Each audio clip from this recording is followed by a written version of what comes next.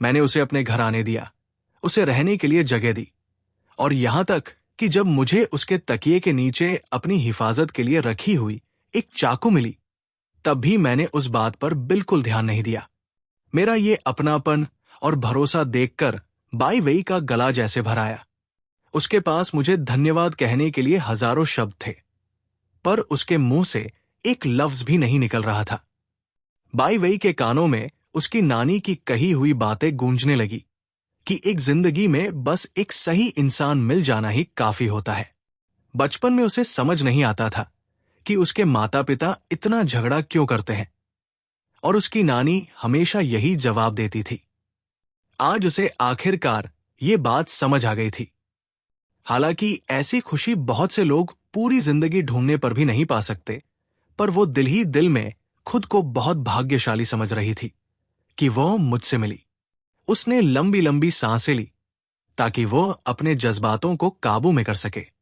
वो धीरे से बिस्तर के पास गई और उस फल काटने वाले चाकू को, जो उसे एक झूठा सुरक्षा का एहसास देता था, चुपचाप निकालकर दराज में रख दिया। अब उसे इस ठंडी और बेजान चीज की कोई जरूरत नहीं थी। जब वो वापस बैठक में आई, मैं फ्रिज से दही के 2 कप निकाल रहा था। मैंने हंसते हुए एक कप खोला और दही से भरा हुआ उसका ढक्कन उसके मुंह के पास ले गया और बोला, रात के खाने के बाद थोड़ा दही खाना सेहत के लिए अच्छा होता है। लो, इसे चाट लो, बर्बाद मत करो। बाई वेई हैरान होकर उस ढक्कन को देखने लगी जो उसके बिल्कुल पास था। मैं उस हल्की पीली रोशनी में मुस्कुराकर उसे देख रहा था और अपने हाथ में पकड़े ढक्कन को थोड़ा हिला रहा था। उसके कान शर्म से लाल हो गए। उसने आज्ञाकारी बच्ची की तरह अपना मुंह थोड़ा सा खोला और उस प्लास्टिक के ढक्कन के पास आई। जैसे ही उसकी जुबान ने दही को छुआ, एक खट्टा मीठा स्वाद उसके स्वाद ग्रंथियों पर फैल गया। उसे एक छोटी बिल्ली की तरह प्यारे तरीके से दही खाते देख मैं कुछ पलों के लिए उसमें खोस आ गया। फिर मैंने कहा, मुझे लगा तुम्हें सादा स्वाद पसंद नहीं आएगा, इसलिए मैंने तुम्हारे लिए मीठा वाला खोला है। कैसा लगा? वो बोली, काफी अच्छा है। मैंने अपना कप खोला और गटक कर पीने लगा। उसने मेरे होठों पर लगे दही के निशानों को देखा और बिना सोचे टिश्यू पेपर उठाकर धीरे से उसे साफ कर दिया। ये करने के बाद उसे अचानक एहसास हुआ कि हम दोनों के बीच का माहौल थोड़ा ज्यादा ही रूमानी हो गया है। वो तुरंत एक कदम पीछे हटी, शर्माते हुए सोफे पर बैठ गई और दोनों हाथों से कप पकड़कर धीरे धीरे पीने लगी। हालांकि वो बाहर से सीधी बच्ची की तरह दही पी रही थी, पर मैं जानता था कि उसका पूरा ध्यान सिर्फ मुझ पर था। मैं बड़े चाव के साथ उसे घूर रहा था। मेरी नजर उसके कांपते हुए घुटनों से ऊपर उठते हुए उसकी गर्दन तक गई, जिससे शर्माकर उसने अनजाने में ही अपने नंगे टखनों को एक दूसरे से रगड़ना शुरू कर दिया। मैंने उसकी चोरी पकड़ ली और मजाक में बोला, नौकरानी साहिबा, क्या मैं दोपहर की झपकी के लिए तुम्हारा कंधा उधार ले सकता हूं? पेट भरकर खाने के बाद सीधे लेटना आरामदायक नहीं होता, बस कोई मिल जाए जिसके सहारे टेक लगा सकूं। बाई वेई ने शर्म से लाल चेहरे के साथ हाँ में सर हिलाया। जब मैं उसके पास झुका और मेरे बाल उसके हंसली कॉलरबोन को छुए, तो वो एक पल में सुन्न हो गई, जैसे उसका खून ही जम गया हो। मेरी सांसें उसकी गर्दन के पास चल रही थी और वो बस अपनी सांस रोक कर खड़ी रही। वो पूरी कोशिश कर रही थी कि मेरी सांसों की गति से मेल खा सके। वे 5 मिनट उसके लिए जितने छोटे थे, उतने ही लंबे भी लग रहे थे।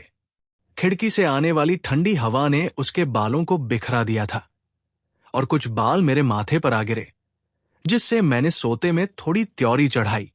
उसने शरारत से अपना हाथ आगे बढ़ाया और उन बालों को मेरे माथे से हटाने लगी, पर तभी मैंने करवट ली और मेरा माथा सीधे उसके गाल पर टिक गया और मेरा आधा सर उसकी छाती के पास आ गया। अचानक मुझे एक खास सी खुशबू आई। मैंने झट से अपनी आंखें खोली। अपनी स्थिति का एहसास होते ही मैं झटके से सीधा बैठ गया। मैं सच में सो गया था। मैंने कहा, माफ करना, माफ करना। मैं कोई फायदा नहीं उठा रहा था। तो वो बोली, आप हमेशा कहते हैं ना कि मेरी सेहत सही नहीं रहती, पर मुझे लगता है आपका भी वही हाल है। अगर मेरे सहारे इतनी जल्दी नींद आ गई तो थोड़ा और सो लीजिए। उसके हाथ का सुकून अपने गाल पर महसूस करते हुए मैंने मुस्कुरा दिया और कुछ नहीं कहा। मैंने सुकून से अपनी आंखें बंद कर ली। अपनी पिछली जिंदगी में एक जासूस होने की वजह से मुझे हमेशा सतर्क रहना पड़ता था, इसलिए मेरी नींद हमेशा बहुत कच्ची होती थी। ये पहली बार था जब मैं किसी के पास इतनी जल्दी और बिना किसी डर के सो गया था। धीरे धीरे वो भी उस ठंडी हवा में मेरे सर से टेक लगाए गहरी नींद में सो गई। सोते सोते ना जाने कब मैं पूरा लेट गया और मेरा सर उसकी कोमल जांघों पर आ गया। इस वक्त मैंने थोड़ी करवट ली और किसी तकिए की तरह दोनों हाथों से उसकी पतली कमर को कसकर गले लगा लिया। बाई वेई जब धीरे से उठी और उसने ये नजारा देखा तो उसका चेहरा शर्म से बिल्कुल लाल हो गया, पर उसने कोई विरोध नहीं दिखाया, बल्कि अपना हाथ धीरे से मेरी पीठ पर रख दिया। मुझे एक छोटे पिल्ले की तरह खुद से लिपटा देख वो बस उस एहसास में खो सी गई। फिर झटके से अलार्म बजा और मेरी नींद टूट गई। जैसे ही मैं उठा, मैंने देखा कि मैं किसी बेहद कोमल चीज को गले लगाए हुए हूं और मेरा सर उसकी जांघों पर है। मैं चौंक कर तुरंत सोफे से नीचे कूद गया और बोला, मेरी सोने की आदत कब से इतनी खराब हो गई? मैंने एक मूर्खतापूर्ण चेहरे के साथ अपना सर खुजलाया। मैं तुरंत स्नानघर की तरफ भागा और अपना मुंह धोया। जब मैं बाहर आया, मैंने देखा कि वो मुस्कुरा रही थी और उसे मेरी इस हरकत का बुरा नहीं लगा था। तब जाकर मैंने राहत की सांस ली। दरअसल मैं डर रहा था कि मेरी ऐसी हरकत से कहीं वो गुस्सा ना हो जाए या उसे बुरा लगे। पर अब जब पक्का हो गया था कि उसके दिल में मेरे लिए काफी जज्बात हैं, तो मैंने तुरंत एक फैसला लिया और कहा, चलो हम तुम्हारे घर चलते हैं और तुम्हारा सामान ले आते हैं। पिछले शुक्रवार की रात को ली फेंगजी, बाई वेई की मां, ने जबरदस्ती बाई वेई का फोन जांचा था और एल्बम में मेरी तस्वीर देख ली थी। ली फेंगजी की मानसिक स्थिति उसके पूर्व पति के चक्कर की वजह से पहले से ही खराब थी और उन तस्वीरों ने उसकी सबसे संवेदनशील नस को हिला दिया। उस पल उसने अपने पूर्व पति की सारी नफरत बाई वेई पर निकाल दी और उसे बहुत गंदे शब्द कहे। बाई वेई की रोती हुई आंखों के सामने पागल हो चुकी ली फेंगजी ने मेज से फल काटने वाला चाकू उठाया और अपनी बेटी का चेहरा खराब करने के लिए चीखने लगी। तभी ली गैंग, सौतेले पिता, ने आकर जबरदस्ती चाकू छीनने की कोशिश की। इस हाथापाई में चाकू घूम गया और ली फेंगजी ने गलती से चाकू ली गैंग के पेट में घुसा दिया। खून की गंध ने ली फेंगजी का पागलपन दूर किया और वो जमीन पर बैठकर रोने लगी। ली गैंग ने उस रात बाई वेई को बचाने के लिए नहीं, बल्कि अपनी पागल पत्नी को कत्ल के जुर्म से बचाने के लिए चाकू अपने ऊपर झेला था। वो अपनी पागल पत्नी को बचाने के लिए कुछ भी कर सकता था, पर उसने उस मासूम लड़की के लिए थोड़ा सा भी प्यार नहीं बचाया था। उसने चिल्लाकर कहा था, तुम एक बदकिस्मत हो, निकल जाओ यहां से, जितना दूर हो सके निकल जाओ। इस तरह बिना एक पैसे के बाई वेई को उस खौफनाक बारिश में घर से निकाल दिया गया था। अपने सर को झटक कर उन बुरी यादों को दिमाग से निकालते हुए बाई वेई ने अपने भाई को कमरे में जाकर गृह कार्य, होमवर्क करने को कहा और फिर मुझे पकड़कर अपने शयन कक्ष, बेडरूम में ले गई। उसने एक गुलाबी रंग का सूटकेस निकाला और जल्दी जल्दी कपड़े समेटने लगी। मैंने कमरे में नजर घुमाई तो मेरी नजर दराज में रखी एक ताला लगी डायरी पर पड़ी। पिछली जिंदगी में उसकी मौत के बाद मैंने ये डायरी खोली थी। इसमें उसने अपनी जिंदगी जीने की हिम्मत जुटाने के लिए हर छोटी खुशी की बात लिखी हुई थी। इस जन्म में मैंने उस डायरी को छुआ तक नहीं। हालांकि बाई वेई ने मुझे कुछ नहीं बताया था कि उसे क्या ले जाना है, पर उसके स्वभाव को अच्छे से जानते हुए मैंने चुपचाप उसकी सबसे जरूरी किताबें और नोट्स को एक साथ मेज पर लगा दिया। जब वो कपड़े समेटकर पलटी तो उसने देखा कि जो भी चीजें वो ले जाना चाहती थी वो सब मैंने पहले ही अलग निकाल दी है और बाकी सब छोड़ दिया है। वो हैरान होकर खड़ी रही और उसकी आंखों में एक अजीब सा जज्बात आ गया। उसे एहसास हुआ कि जब वो चुपके से मुझे देखती थी तो मैं भी उसे इतनी गहराई से समझता था। सामान बांधने के बाद बाई वेई ने एक कागज पर एक छोटा सा संदेश लिखा। हम सूटकेस लेकर कमरे से बाहर आए।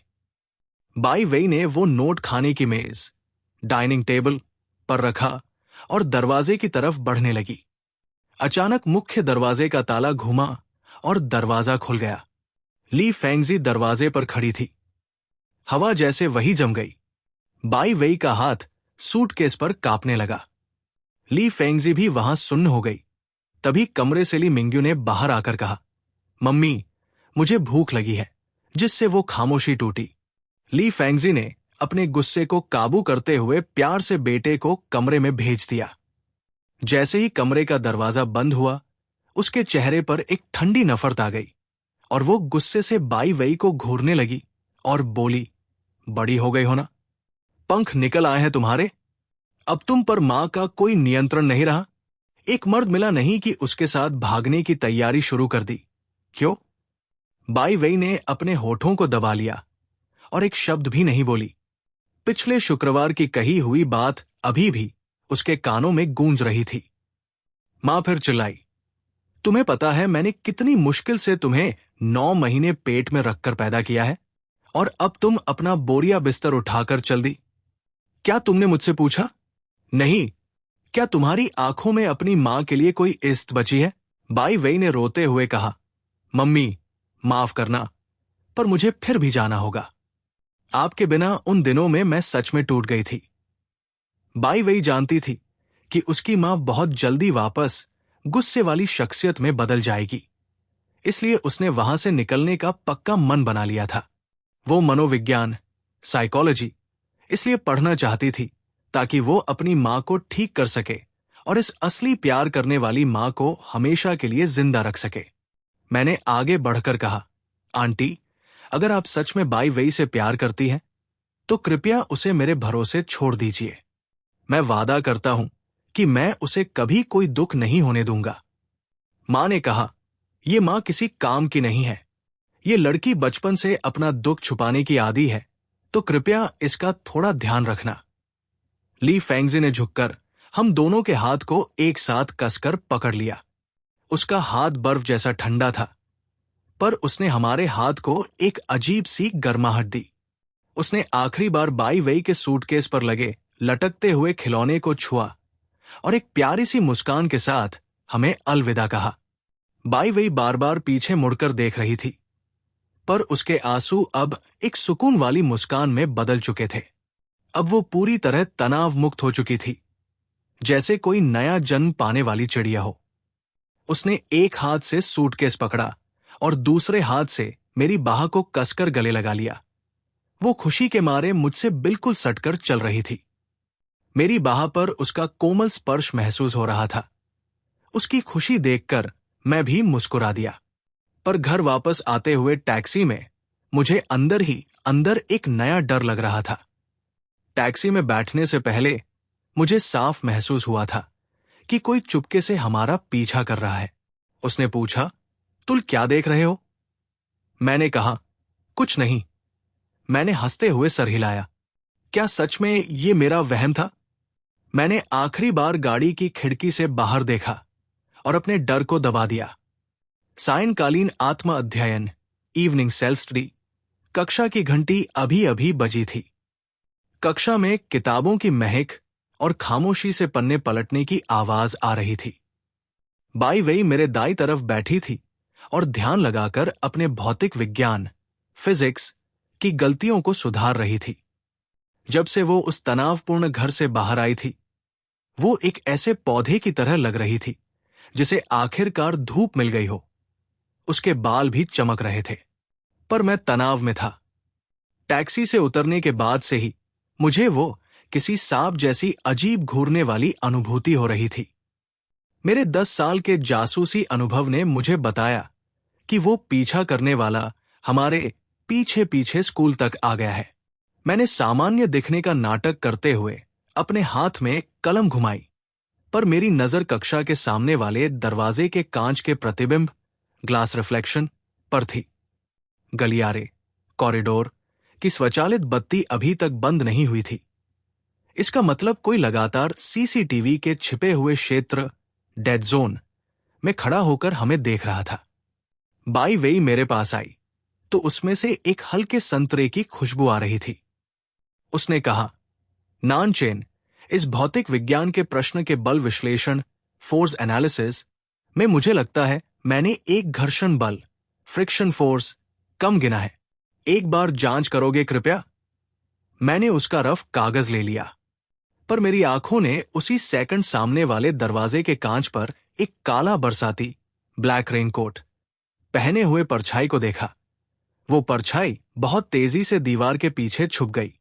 मैंने धीरे से कहा, यहां पर तुमने इस सतही घर्षण को नजरअंदाज किया है, पर इस प्रश्न की कोई जल्दी नहीं है। बाय वे, मेरी बात ध्यान से सुनो। अगले 5 मिनट में चाहे कुछ भी हो जाए, अपनी सीट पर रहना और कक्षा से बाहर मत निकलना। उसने पूछा, क्या कुछ हुआ है? आप कहाँ जा रहे हैं? मैंने जवाब दिया, डरो मत, मैं बस उस दुश्मन को पकड़ने जा रहा हूं जो रास्ते भर से पीछा कर रहा है। याद रखना, कक्षा में बहुत लोग हैं, तो ये तुम्हारे लिए सबसे सुरक्षित जगह है। बाई वेई को और पूछताछ का मौका दिए बिना मैं झटके से खड़ा हुआ, कुर्सी को पीछे धकेला और बड़े कदमों के साथ पिछले दरवाजे से बाहर निकल गया। गलियारे में कदम रखते ही मेरे चेहरे का वो सौम्य रूप गायब हो गया और उसकी जगह पिछली जिंदगी के उस खतरनाक जासूस कप्तान का खूंखार रूप आ गया, जिससे बड़े बड़े धारावाहिक हत्यारे, सीरियल किलर्स भी डरते थे। मैंने जानबूझकर अपने कदमों की आवाज को थोड़ा भारी किया और गलियारे के छोर पर बनी पुरानी विज्ञान इमारत की तरफ बढ़ने लगा। वहां बत्तियां काफी धुंधली थी और सीसीटीवी भी पहले से खराब था। अगर वो पीछा करने वाला मुझ पर हमला करना चाहता था, तो वो उसके लिए एक आदर्श शिकारगाह था। वही हुआ। जब मैं उस पुरानी इमारत के ठंडे गलियारे के पास पहुंचता, तो मेरे पीछे एक बहुत ही धीमी, जानबूझकर दबाई हुई कदमों की आवाज आई। उस रबर के तलवे वाले जूते की जमीन से रगड़ने की आवाज उस खाली गलियारे में साफ सुनाई दे रही थी। मैंने एक ठंडी मुस्कान दी। शिकार जाल में फंस चुका है। मैंने झटके से रसायन विज्ञान प्रयोगशाला, केमिस्ट्री लैब का लकड़ी का दरवाजा खोला और दरवाजे के पीछे छुप गया। मेरी सांस 10 सेकंड तक रुकी रही। फिर एक खुरदुरे हाथ ने दरवाजे को धीरे से धकेला और एक हल्की टॉर्च की रोशनी अंदर आई। अभी सही मौका है। मैं एक तेंदुए की तरह दरवाजे के पीछे से झपटा। मैंने अपने बाएं हाथ से उसकी टॉर्च वाले हाथ की कलाई को पकड़ा और पूरी ताकत से बाहर की तरफ मरोड़ दिया। एक दर्द भरी आवाज के साथ टॉर्च जमीन पर गिर गई। मैंने बिना रुके अपने दाएं हाथ से उसका सर पीछे से पकड़ा और उसे आगे झुकाते हुए अपने घुटने से उसके पेट पर जोर से वार किया। ये आमने सामने की लड़ाई, क्लोज कॉम्बैट का कदम इतना सटीक था कि सामने वाले को संभलने का मौका ही नहीं मिला। पीछा करने वाला तुरंत जमीन पर गिर गया और दर्द से तड़पने लगा। मैंने अपना पैर उसकी छाती पर रखकर उसे जमीन पर जकड़ दिया। फिर नीचे झुककर टॉर्च उठाई और उसकी रोशनी सीधे उसके चेहरे पर मारी। जब मैंने उसका दर्द से तड़पता हुआ चेहरा देखा, तो मेरी आंखें फटी की फटी रह गई। ली गैंग, जमीन पर गिरा हुआ इंसान बाई वेई का सौतेला पिता था। वही इंसान जिसे पिछले शुक्रवार की रात को अपनी पागल पत्नी को बचाने के लिए पेट में चाकू लगी थी। इस वक्त उसके पेट का जख्म अभी पूरी तरह ठीक नहीं हुआ था। वो दर्द से तड़प रहा था, पर फिर भी अपनी लाल आंखों से मुझे घूर रहा थी और उसकी बरसाती की जेब से एक धारदार चाकू जमीन पर गिर गया था। मैंने गुस्से से पूछा, आंटी अभी भी अस्पताल में है।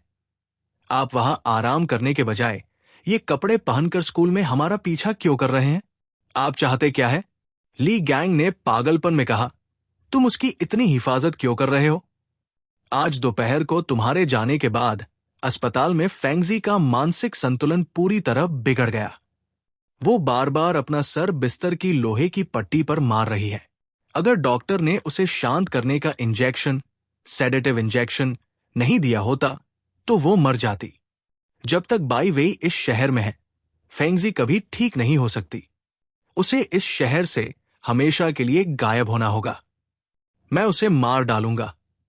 ली गैंग का ये पागलपन देखकर मेरी पिछली जिंदगी की सारी अनसुलझी पहेलियां एक साथ जुड़ने लगी।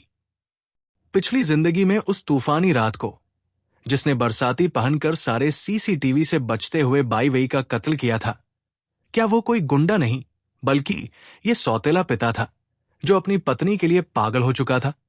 क्या वो उस रात भी अस्पताल से चुपके से निकलकर बाई वेई के पीछे गया था और उसे मार दिया था?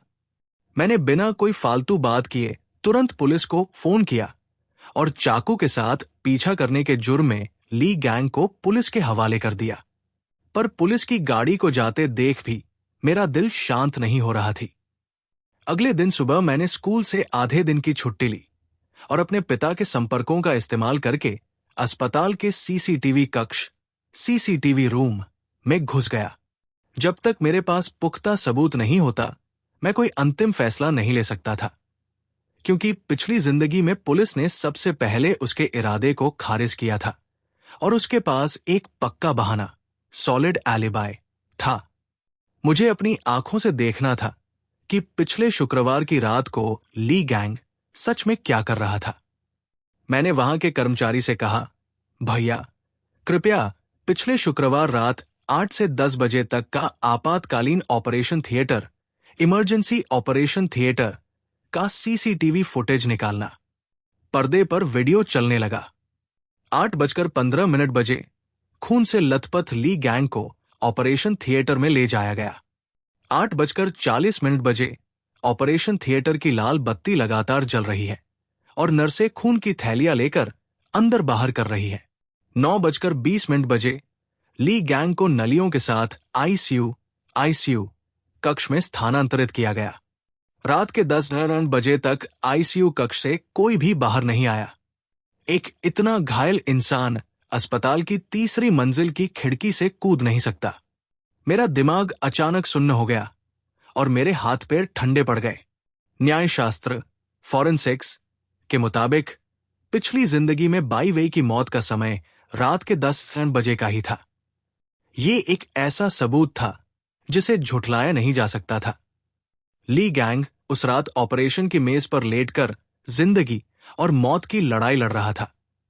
वो किसी भी तरह उस गली में जाकर बाई वेई को नहीं मार सकता था। अगर खूनी सौतेला पिता ली गैंग नहीं था तो फिर कौन था? अस्पताल से बाहर आते हुए दोपहर की धूप मेरी आंखों पर चुभ रही थी। ली गैंग का वो अचूक बहाना, परफेक्ट एलिबाई, मेरे दिल पर एक भारी पत्थर की तरह बैठ गया था। पिछली जिंदगी में उस बारिश के पीछे छुपा असली खूनी कौन है? ये अनजान खौफ मुझे किसी सामने खड़े दुश्मन से ज्यादा डरा रहा था। घर का दरवाजा खोला तो अंदर बिल्कुल शांति थी। हवा में नहाने के साबुन, शावर जेल की हल्की सी खुशबू थी। मैंने अपने कदम धीरे किए और मेहमानों के कमरे, गेस्ट बेडरूम की तरफ गया। बाई वेई बिस्तर पर कंबल लपेटकर दोपहर की झपकी ले रही थी। वो काफी परेशान लग रही थी।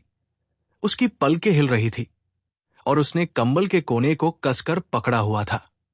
उसे इस तरह सोते देख मेरा आधा डर गायब हो गया।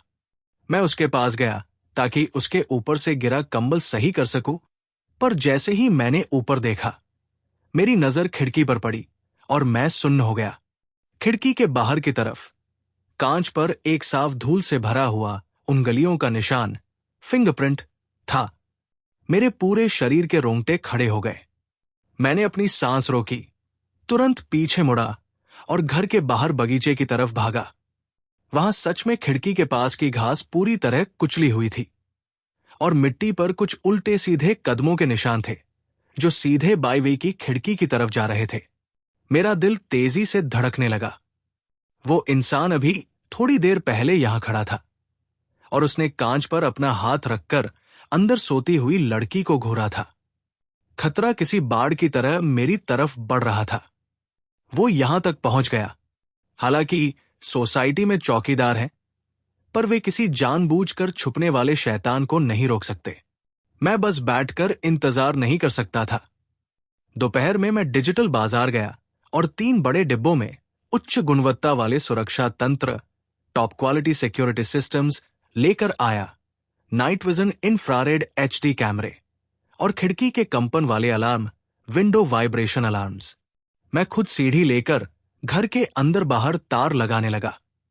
बाई वेई इस शोर से उठ गई। वो बड़े से नाइट ड्रेस में अपनी आंखें मलते हुए बाहर आई और बोली, आप ये क्या कर रहे हैं? इतने सारे कैमरे क्यों खरीद लाए? मैंने कहा, मुझे थोड़ा मतिभ्रम, पैरानोआ है। हालांकि भूतल, फर्स्ट फ्लोर सुविधाजनक है, पर थोड़े कैमरे ज्यादा लगाना हमेशा अच्छा होता है। अचानक मेरी नजर एक जगह रुकी। शाम के 6 बजे जब हम घर नहीं पहुंचे थे, एक टोपी, कैप पहने हुए अनजान आदमी मेरे बगीचे के पास पूरे 10 मिनट तक घूमता रहा। यहां तक कि उसने खिड़की से अंदर झांकने की कोशिश भी की। मैंने तुरंत स्क्रीन को बड़ा जूम किया ताकि उसका चेहरा देख सकूं। वो बंदा थोड़ा मोटा था और उसकी आंखें थोड़ी नीचे झुकी थी। मैंने दिमाग में पुलिस वाले वांटेड अपराधी की तस्वीर जांची। वो नहीं था। वांटेड अपराधी थोड़ा दुबला-पतला था। उसका चेहरा बदल रहा है। वो वांटेड अपराधी नहीं है। तो ये नया चूहा कहां से आया? क्या ये पिछली जिंदगी का असली खूनी है जो यहां रेकी कर रहा है? ये दुश्मन का छुपकर वार करना मुझे बिल्कुल पसंद नहीं आ रहा था। एक धारावाहिक हत्यारा, एक पुराना भूत और अब ये शाम वाला अनजान आदमी। मुझे लगा जैसे मैं किसी बड़े ब्लैक होल के केंद्र में खड़ा हूं। रात का 1 बजा था और पूरी सोसाइटी में मौत जैसी खामोशी थी। मैं शयन कक्ष, बेडरूम के बिस्तर पर लेटा था। मेरी आंखें बंद थी, पर मेरा दिमाग मेरे जासूसी अनुभव की वजह से पूरी तरह सतर्क, अलर्ट था। अचानक बाहर से एक बहुत हल्की क्लिक की आवाज आई। उसके बाद एक बहुत धीमी कदमों की आवाज आई जो धीरे धीरे बैठक, लिविंग रूम की खिड़की की तरफ बढ़ रही थी। मैंने तुरंत अपनी आंखें खोली, जैसे कोई शिकारी भेड़िया उठा हो, और बिना किसी आवाज के बिस्तर से उतर गया।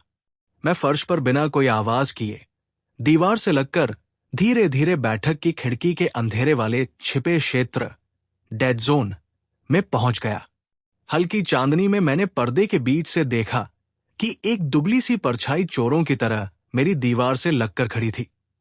उस परछाई का हाथ खिड़की के चौखट पर कुछ ढूंढ रहा था। उसने खिड़की को थोड़ा धक्का देने की कोशिश भी की। मेरे शरीर की सारी मांसपेशियां तैयार हो चुकी थी। अगर उसने कुछ भी अजीब किया होता तो मैं पहले ही वार में उसे खत्म कर देता, पर मैंने खुद को रोका ताकि कोई डर न फैले। मैं देखना चाहता था कि उसका कोई साथी भी है या नहीं। ये विचार आते ही मैंने अपने जासूसी तर्क से इसे दोबारा जांचा।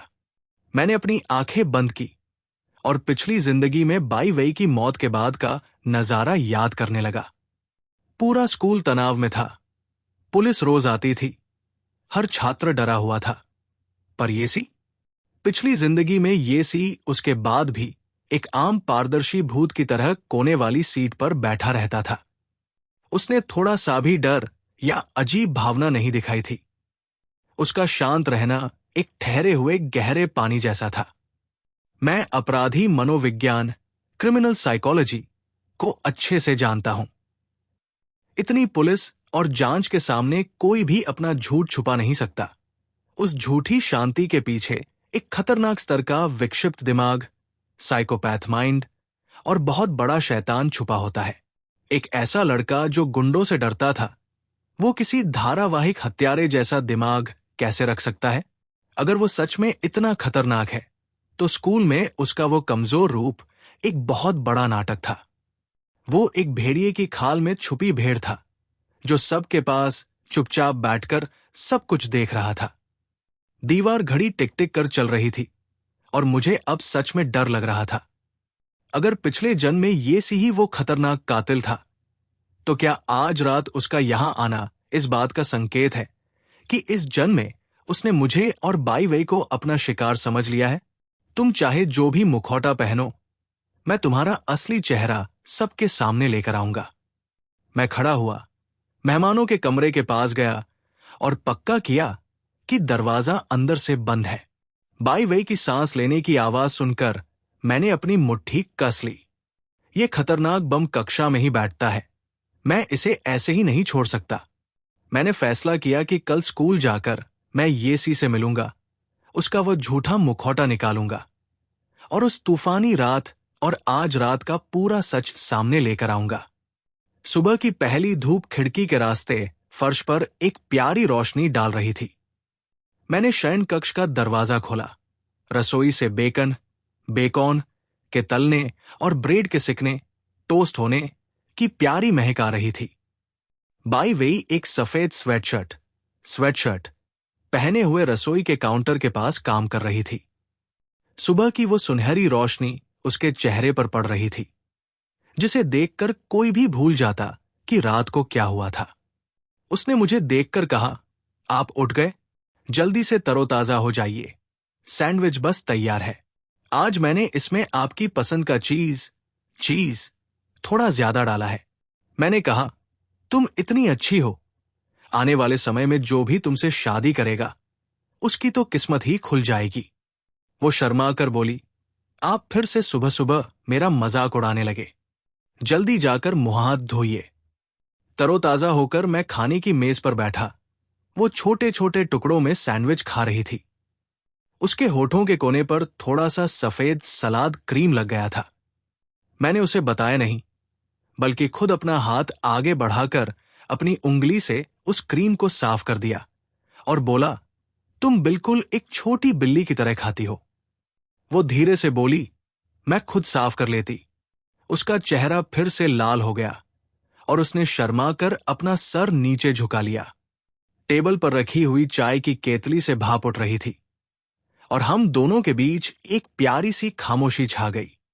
पर इस शांत माहौल के पीछे मेरे दिमाग में येसी का वो खौफनाक चेहरा घूम रहा था। आज स्कूल में एक बहुत बड़ा सामना होने वाला था।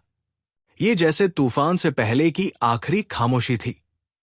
मैंने दही, योगर्ट का आखिरी घूंट गले से नीचे उतारा और कल रात के सीसीटीवी फुटेज से मिले उस डर और अंधेरे को अपनी आंखों के घेरे में कहीं गहराई से छुपा दिया। बाहर चाहे जितने भी भूत प्रेत या शैतान घूम रहे हों, इस घर के अंदर मैं उसे सिर्फ और सिर्फ सुकून और धूप देना चाहता था। भोजन, डिनर के बाद अगली सुबह मैं और बाई वेई एक साथ स्कूल के रास्ते पर चल रहे थे।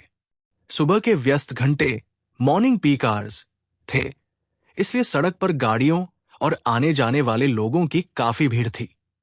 स्कूल की पोशाक, यूनिफॉर्म पहने छात्र और दफ्तर जाने वाले लोग जल्दी जल्दी निकल रहे थे।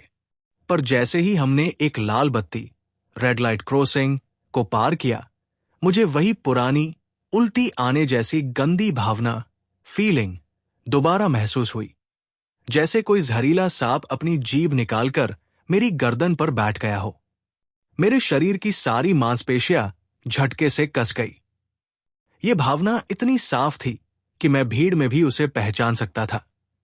उन हजारों लोगों के बीच कोई एक ऐसी बहुत ही ठंडी और दुश्मन आंख थी, जो लगातार मेरे और बाई वेई की पीठ को घूर रही थी। मैंने देखा कि बाई वेई के बस्ते, बैग की पट्टी, बेल्ट थोड़ी ढीली हो गई थी, तो मैंने मौका देखकर कहा, बाई वेई, तुम्हारे बस्ते की पट्टी शायद ढीली हो गई है, रुको मैं थोड़ा कस देता हूं। मैंने उसके बस्ते को ठीक करने का बहाना बनाया और मेरी आंखें किसी रडार की तरह सड़क के कोने पर बनी अखबार की दुकान के कांच के प्रतिबिंब, रिफ्लेक्शन, बस अड्डे के पीछे के छिपे हुए क्षेत्र, विजुअल डेड जोन, और यहां तक कि सामने खड़ी निजी कारों की खिड़कियों पर तेजी से घूमने लगी। लोग बहुत ज्यादा थे और सबका ध्यान बिखरा हुआ था, इसलिए मैं उस छुपकर देखने वाले चूहे को झट से पकड़ नहीं पाया, पर मुझे पूरा यकीन था कि वो आसपास ही कहीं है। बाई वेई ने मुस्कुराकर कहा, धन्यवाद नानचेन, अब बस्ता पहनना काफी आरामदायक लग रहा है, चलो चलें। हम दोनों उस लगातार पीछा करने वाली गंदी भावना के साथ ही स्कूल के अंदर चले गए, जहां सुबह का आत्म अध्ययन, मॉर्निंग सेल्फ स्टडी चल रहा था।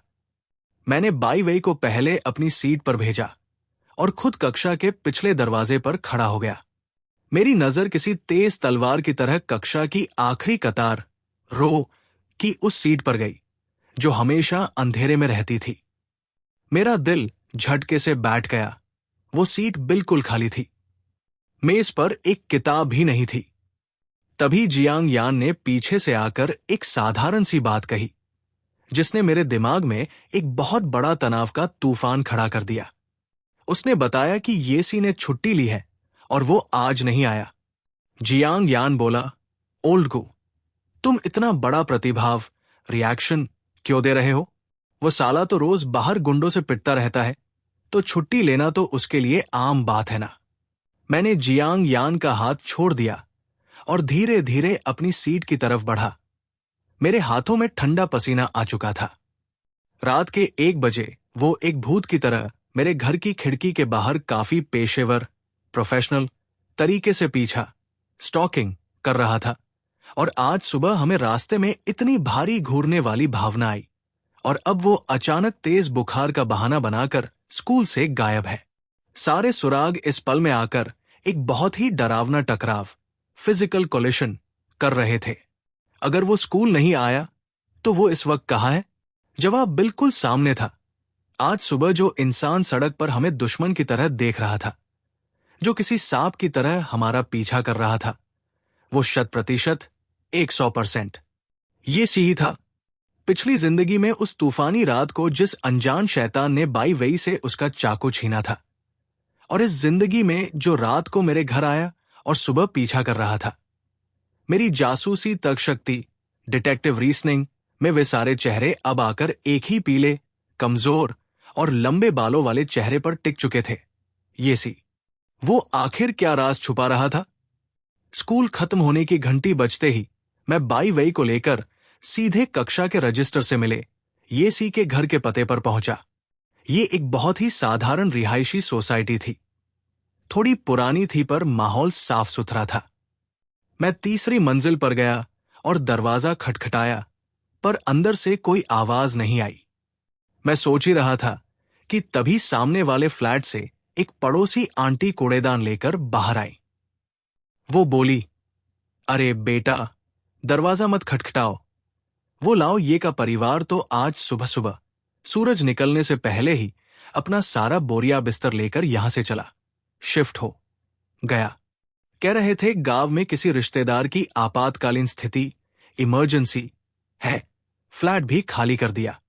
मैंने हैरान होकर पूछा, आंटी, क्या वे सच में सुबह धूप निकलने से पहले ही चले गए? आंटी ने जवाब दिया, हाँ ना, सुबह के वही कोई 5 बजे होंगे। पैकर्स और मूवर्स की गाड़ी आई थी। इतना शोर हो रहा था कि मेरी तो नींद ही खराब हो गई। धड़ाम, आंटी की बात ने जैसे मेरे ऊपर बर्फ का ठंडा पानी डाल दिया हो। अगर वो परिवार सुबह 5 बजे ही शहर छोड़कर जा चुका था, तो आज सुबह स्कूल आते वक्त जो मुझे और बाई वेई को इतनी भारी और ठंडी घूरने वाली भावना आ रही थी, वो कौन था? मेरा दिमाग सुपरफास्ट घूमने लगा और मेरी पीठ पर ठंडा पसीना आ गया। अगर सुबह हमारा पीछा करने वाला येसी नहीं था, तो इसका मतलब रात को खिड़की पर आने वाले येसी के अलावा एक दूसरा शैतान भी है, जो खुलेआम धूप में मुझ पर नजर रखे हुए है। क्या वो सुबह वाला अनजान मोटा आदमी था, या वो भागा हुआ धारावाहिक हत्यारा, सीरियल किलर, या फिर पिछली जिंदगी का वह असली तूफानी रात वाला कातिल? मैंने अपने अंदर के डर और सदमे को दबाया, बाई वेई का हाथ कसकर पकड़ा और पहले उसे घर लेकर आने का फैसला किया, ताकि शांति से नए प्लान पर बात कर सके। बाई चैंग फैंग गुस्से और मजबूरी में वहां से निकल गया और उसकी भारी कदमों की आवाज गलियारे के अंत में खत्म हो गई। हम दोनों अंदर आए और मैंने सुरक्षा दरवाजे, सेफ्टी डोर को कसकर बंद, लॉक कर दिया।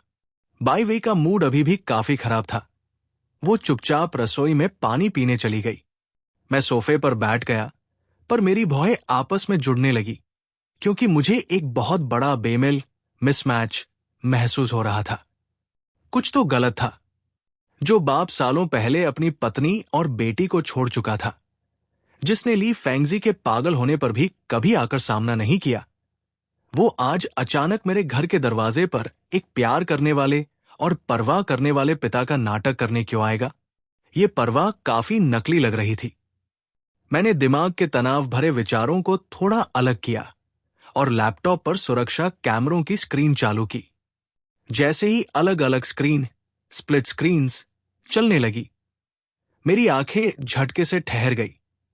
वो मोटा आदमी, जो अनजान आदमी कल रात को कैमरों में दिखा था, जिसकी आंखें थोड़ी नीचे झुकी थी, वो इस वक्त फिर से मेरे घर के बगीचे के पास खड़ा था। वो एक बिजली के खंभे के पीछे छुपकर लगातार मेरे घर की खिड़की को घूर रहा था। मैं गुस्से में मुस्कुरा दिया। अगर शैतान खुद चलकर मेरे पास आया है, तो आज मैं उसकी चमड़ी उधेड़ कर ही रहूंगा। मैंने तुरंत जियांग यान को फोन किया। उसका घर पास ही था। मैंने कहा, जियांग यान, जल्दी से कुछ सुरक्षा डंडे, सिक्योरिटी रॉड्स लेकर मेरे घर के नीचे आओ। एक चूहा खड़ा है यहां। हम दोनों दाएं बाएं से उसे घेरेंगे। उसे भागने मत देना। 5 मिनट के अंदर जियांग यान दौड़ते हुए पीछे की गली के रास्ते पहुंचा।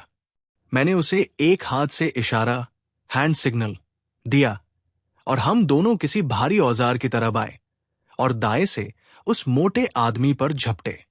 वो जैसे ही भागने लगा, जियांग यान ने उसका रास्ता रोक दिया। मैं पीछे से आगे बढ़ा और एक करारी लात, सॉलिड किक, उसके घुटने के पीछे मारी। वो मोटा आदमी दर्द से चिल्लाकर जमीन पर गिर गया। मैंने बिना रुके उसकी बाह को पीछे की तरफ मरोड़ा और उसका चेहरा बगीचे की खुरदुरी दीवार पर कसकर दबा दिया। मैंने गुस्से से पूछा, 2 दिन से लगातार पीछा कर रहे हो ना? बोल, किसने भेजा है तुम्हें? मोटा आदमी दर्द से चिल्लाया, भैया रे, माफ कर दो, हाथ टूट जाएगा। मैंने कुछ नहीं किया सच में। मैंने उसकी बाह को और मरोड़ा। कुछ नहीं किया तो यहां घूम क्यों रहे हो? सच बोल, नहीं तो आज तेरे सारे दांत यही तोड़ दूंगा। वो रोता हुआ बोला, मैं बोलता हूं। 3 दिन पहले एक मुखौटा, मास्क पहनी हुई औरत ने मुझे पैसे दिए थे। मैंने पूछा, उसने क्या करने को कहा? मर्डर या किडनैपिंग? और आज सुबह सड़क पर तुमने ही हमारा पीछा किया था ना? वो बोला, नहीं भैया, मेरी इतनी हिम्मत कहा कि मैं कोई कानूनी जुर्म करूं।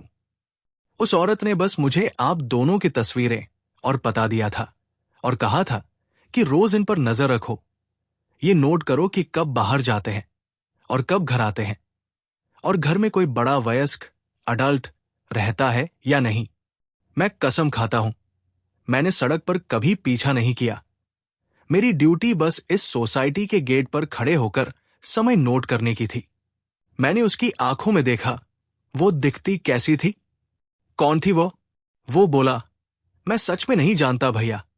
उसने नकद, कैश में भुगतान किया था और उसके बाद कभी नहीं आई। संपर्क नंबर भी नहीं दिया। मैं तो बस थोड़े पैसों के लिए ये काम कर रहा था। मैं अग्रिम राशि, एडवांस मनी भी वापस करने को तैयार हूं। कृपया मुझे छोड़ दो। मैंने उस मोटे आदमी की आंखों में ध्यान से देखा। मेरे 10 साल के जासूसी अनुभव ने मुझे बताया कि ये झूठ नहीं बोल रहा है। ये सच में एक छोटा सा भाड़े का गवाह, पेड स्पाई है जिसे इस्तेमाल किया जा रहा है। सुरागों का रास्ता एक बार फिर बंद हो चुका था। मैंने उसे छोड़ दिया और वो डर के मारे वहां से भाग गया।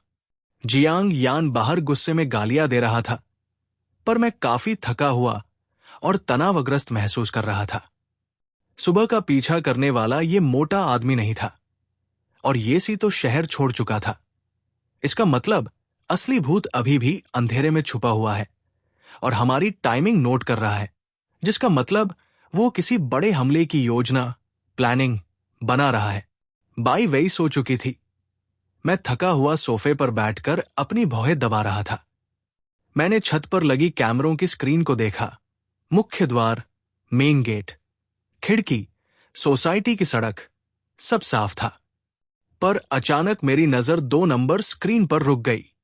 वो कैमरा जो मैंने सुरक्षा दरवाजे के ऊपर लगाया था, जो देखने के अंधे बिंदु, विजुअल ब्लाइंड स्पॉट को कवर करता था। कल जब मैंने उसे लगाया था तो स्क्रीन के दाएं कोने में आग बुझाने वाले लाल डिब्बे, फायर हाइड्रेंट रेड बॉक्स का कोना साफ दिख रहा था। पर इस वक्त वो कैमरा बाईं तरफ 15 डिग्री घूम चुका था। फायर हाइड्रेंट स्क्रीन से गायब था और उसकी जगह दरवाजे के पास एक नया अंधा बिंदु, विजुअल ब्लाइंड स्पॉट बन चुका था। मेरा खून जैसे झटके से जम गया। किसी ने मेरे कैमरे को छुआ है। यह हवा से नहीं हो सकता, क्योंकि पेच, स्क्रूज काफी कसे हुए थे। जब मैं और जियांग यान नीचे उस मोटे आदमी को पकड़ रहे थे, हम सिर्फ 10 मिनट के लिए दरवाजे से दूर थे और उन 10 मिनट के अंधेरे में कोई चुपचाप मेरे दरवाजे तक आया, काफी पेशेवर तरीके से कैमरे के सामने के कोण से बचा और कैमरे को घुमाकर अंधा बिंदु बना दिया। वो शैतान अभी थोड़ी देर पहले मेरे दरवाजे के बिल्कुल बाहर खड़ा था। मैं बैठक, लिविंग रूम के अंधेरे में बैठकर स्क्रीन को घूर रहा थी। मोटा आदमी, खिड़की पर धूल भरा उंगलियों का निशान, रात का अंधेरा और अब ये कैमरे का घूमना, इन सब के पीछे मुझे अभी भी सबसे बड़ा शक येसी पर ही था। तभी अचानक दरवाजे पर दस्तक हुई, धड़ाम धड़ाम। मैं सतर्क होकर दरवाजे पर गया। दरवाजा खोला तो सामने जियांग यान खड़ा था। मैंने पूछा, तुम वापस क्यों आए? जियांग यान ने कहा, ओल्ड, मैं एक चीज भूल गया था। आज सुबह येसी ने जो छुट्टी ली थी तो उसने मुझे 2 चीजें दी थी तुम्हारी, वही देने आया हूं। उसने आगे कहा, उसने मुझे खास संदेश देने को कहा था कि कल रात वो तुम्हारे घर के नीचे आया था ताकि ये सामान तुम्हें दे सके और मदद के लिए धन्यवाद कह सके, पर रात काफी हो गई थी तो उसने परेशान नहीं किया और थोड़ी देर खड़ा रहकर चला गया। जियांग यान की बात सुनकर मेरे कानों में जैसे एक भारी गूंज उठी। ये सी रात को 1 बजे सच में सिर्फ सामान देने आया था और सुबह उसका परिवार शहर छोड़ चुका था। इसका मतलब सुबह पीछा करने वाला और अभी कैमरा घुमाने वाला ये सी नहीं हो सकता। उसके ऊपर से सारा शक 1 सेकंड में साफ हो गया। सुराग का आखिरी रास्ता भी टूट चुका था। मैं थककर सोफे पर बैठ गया। अगर ये सी नहीं है तो ये तीसरा अनजान भूत कौन है जो मेरे पीछे पड़ा है? तभी जियांग यान ने अपना फोन निकाला और एक तस्वीर मेरे सामने की। वैसे ओल्ड को मैं कब से पूछना चाहता था, ये जो तस्वीर में आदमी है, क्या ये तुम्हारे परिवार ने तुम्हारी सुरक्षा के लिए कोई निजी अंगरक्षक, प्राइवेट बॉडीगार्ड लगाया है? मैंने उसे धूप में भी कई बार तुम्हारे पास घूमते देखा है और अभी जब हम नीचे उस मोटे को पकड़ रहे थे तब भी ये सोसाइटी के बाहर घूम रहा था। मैंने झटके से फोन लिया। तस्वीर सड़क के कोने के अंधेरे में ली गई थी। एक टोपी पहने हुए आदमी का पीछे का हिस्सा, साइड बैक लुक था। मैंने बिना किसी देरी के अपने फोन से उस फोटो को दोबारा खींचा और अपनी मां को भेज दिया और तुरंत फोन लगाया।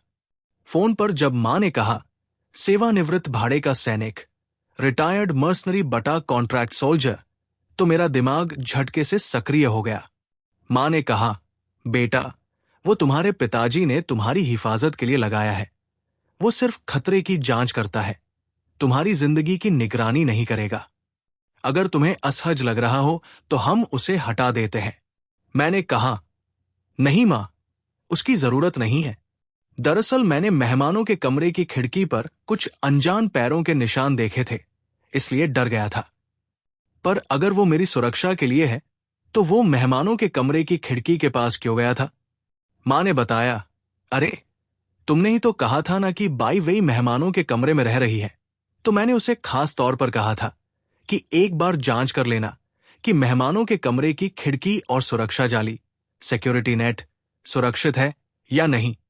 मैंने कहा, ठीक है मां, आप मुझे उनका संपर्क नंबर भेज दीजिए। फोन रखने के बाद नंबर मेरी स्क्रीन पर आ गया। जियांग यान हैरान था।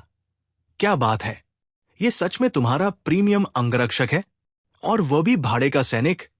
ओल्डगो, तुम्हारे घर का सुरक्षा स्तर तो अगले स्तर का है। मुझे लगा मैं किसी गर्म आग के कुएं में गिर रहा हूं।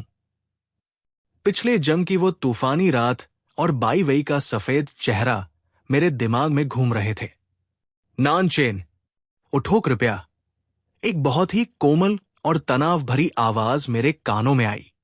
मेरे माथे पर एक ठंडी और आरामदायक चीज महसूस हुई, जिसने अंदर की आग को थोड़ा कम किया।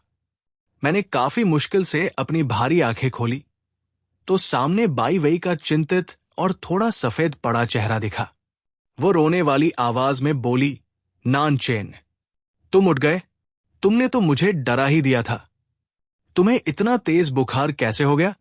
मैंने बोलने की कोशिश की, पर गले से आवाज नहीं निकल रही थी।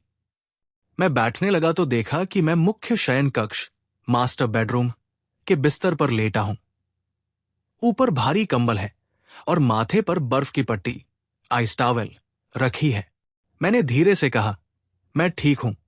शायद कल रात की बारिश से थोड़ा सर्दी जुकाम हो गया है। बाई वेई ने गुस्से और परवाह से कहा, क्या सर्दी जुकाम हो गया है? 39.8 डिग्री सेल्सियस बुखार है तुम्हें। मैं सुबह जब उठी तो तुम सोफे पर बेहोश मिले। मैं कितना चिल्लाई पर तुम उठ ही नहीं रहे थे। बिजली की तरह गर्म थे। पहले ये पानी पियो, थोड़ा गला सही होगा। मैंने कक्षा अध्यापक, क्लास टीचर को फोन करके हम दोनों की छुट्टी ले ली है। आज हम घर पर ही आराम करेंगे। गर्म पानी गले से नीचे गया तो थोड़ी ऊर्जा आई। मैंने देखा उसकी आंखों में लाल धारियां थी। साफ था कि जब से उसे पता चला वो बिस्तर के पास ही बैठी है। उसने मुझे बुखार की गोली दी और बोली, अगर दोपहर तक बुखार कम नहीं हुआ तो अस्पताल चलकर ड्रिप इंजेक्शन लगवाएंगे। उसने अपने दोनों छोटे हाथों से मेरे हाथ को कसकर पकड़ लिया और बोली, नानचेन, डरो मत। मुझे नहीं पता तुम किस बात को लेकर इतने तनाव में हो, पर अब से मैं तुम्हारा ध्यान रखूंगी। तुम बस सुकून से सो जाओ। मैं कहीं नहीं जाऊंगी, यहां तुम्हारे पास ही हूं। उसके भरोसे वाले चेहरे और हाथ की गर्माहट को महसूस करते हुए मेरा वो हमेशा तनाव में रहने वाला जासूसी नेटवर्क आखिरकार शांत हो गया। दवा और बुखार के असर से मेरी आंखें बंद हो गई और मैं गहरी नींद में चला गया। नींद में मैं वापस पिछली जिंदगी में गया। मेरा साथी पुलिस स्टेशन में खुश होकर बोल रहा था, ओल्गो, जिस केस के पीछे तुम सालों से पड़े थे, उसका मुख्य सुराग, ब्रेक थ्रू, मिल गया है। एक बहुत ही खास जान पहचान वाला इंसान पकड़ा गया है। तुम जल्दी चलकर देखो। मैंने झटके से पूछा, कौन है वो? तभी एक सफेद रोशनी चमकी और मेरी आंखें खुल गई। जब मैं दोबारा उठा तो खिड़की के बाहर शाम हो चुकी थी और डूबते हुए सूरज की नारंगी रोशनी कमरे के बिस्तर पर पड़ रही थी। मेरे शरीर का दर्द काफी कम हो चुका था और बुखार भी उतर गया था। मैंने थोड़ा बगल में देखा तो देखा बाई वेई बिस्तर के कोने पर ही सर रखकर सो गई थी। वो काफी थक चुकी थी।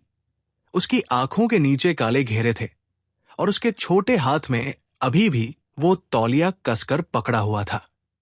शायद मेरी सांस बदलने से वो किसी छोटी हिरनी की तरह झटके से उठ गई। वो खुश होकर बोली, बहुत बढ़िया, बुखार उतर गया। नानचेन, क्या तुम्हें भूख लगी है? मैंने रसोई में चावल का दलिया, राइस पॉरेज गर्म रखा है, मैं अभी लेकर आती हूं। मैंने उसका हाथ कसकर पकड़ लिया। अभी मत जाओ, थोड़ी देर मेरे पास बैठो। मैं उसकी कलाई पर चलती हुई धड़कन को महसूस कर रहा था। उसे इतना प्यारा और जिंदा देखकर एक नया डर मेरे दिल में आने लगा। पुनर्जन्म, रीबर्थ के बाद यह पहली बार था जब मैं इतना डर रहा था। मुझे डर लग रहा था कि यह सब एक झूठा सपना ना हो। डर था कि अगर मैंने उस असली कातिल को पकड़ लिया और सारी चीजें ठीक करके इस टाइम लूप को पूरा कर दिया तो ये समय यात्रा, टाइम ट्रेवल खत्म हो जाएगी और मैं वापस उस ठंडे समय में चला जाऊंगा जहां सिर्फ उसकी कब्र बची थी। मेरा स्वार्थी दिमाग कह रहा था कि मैं इस समय को यही रोक दूं। अगर मैं जासूसी जांच ना करूं, अगर मैं उसे हमेशा के लिए इस सुरक्षा कैमरों वाले सुरक्षित घर, सेफ हाउस में छुपाकर रखूं, तो क्या हम हमेशा ऐसी शांति से रह सकते हैं? पर उसकी आंखों का वह साफ भरोसा देखकर मैंने अपने दांत भींच लिए। बाई वेई ने पूछा, नानचेन, क्या हुआ? क्या फिर से सर दर्द हो रहा है?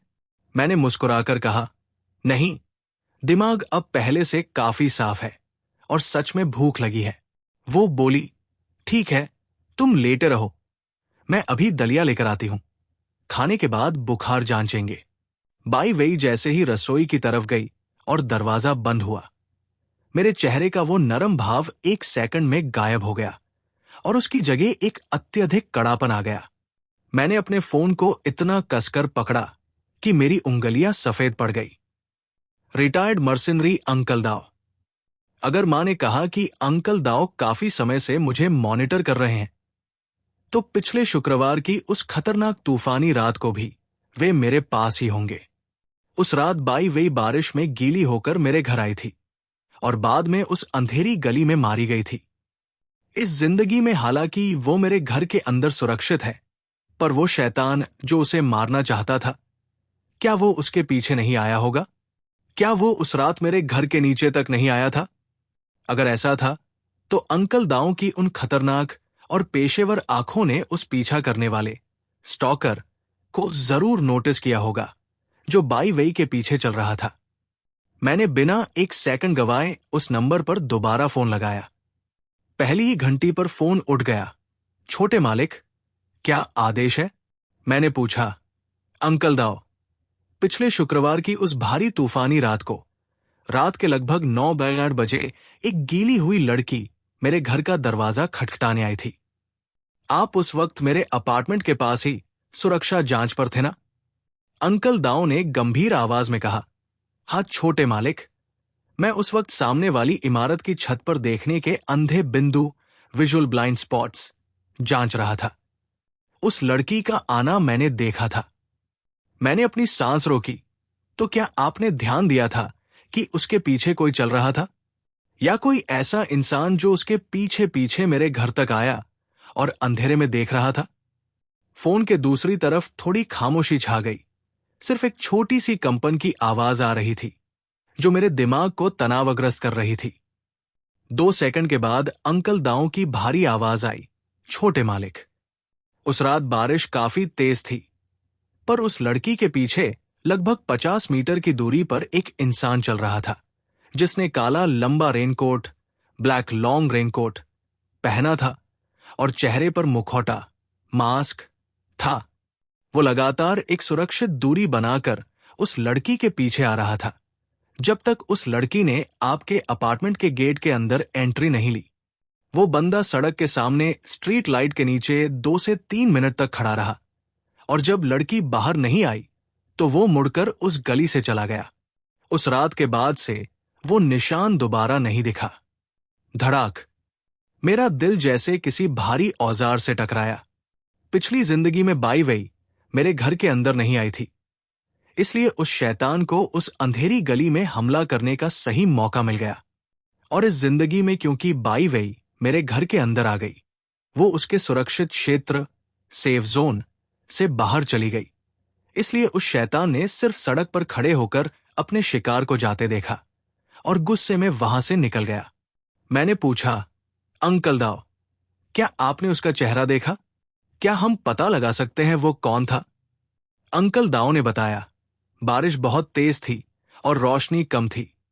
उसने खुद को पूरा ढका हुआ था, तो चेहरा देखना असंभव था। पर हालांकि मैं उसके पीछे नहीं गया, मुझे अच्छे से याद है वो किस गली के अंदर गया था। जब तक वो चलेगा, वो कोई ना कोई सुराग, ट्रेस जरूर छोड़ेगा। मैं पता लगाता हूं वो कौन था।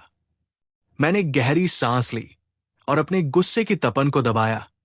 तभी रसोई का दरवाजा खुला और बाई वेई एप्रन पहने कटोरा लेकर अंदर आई।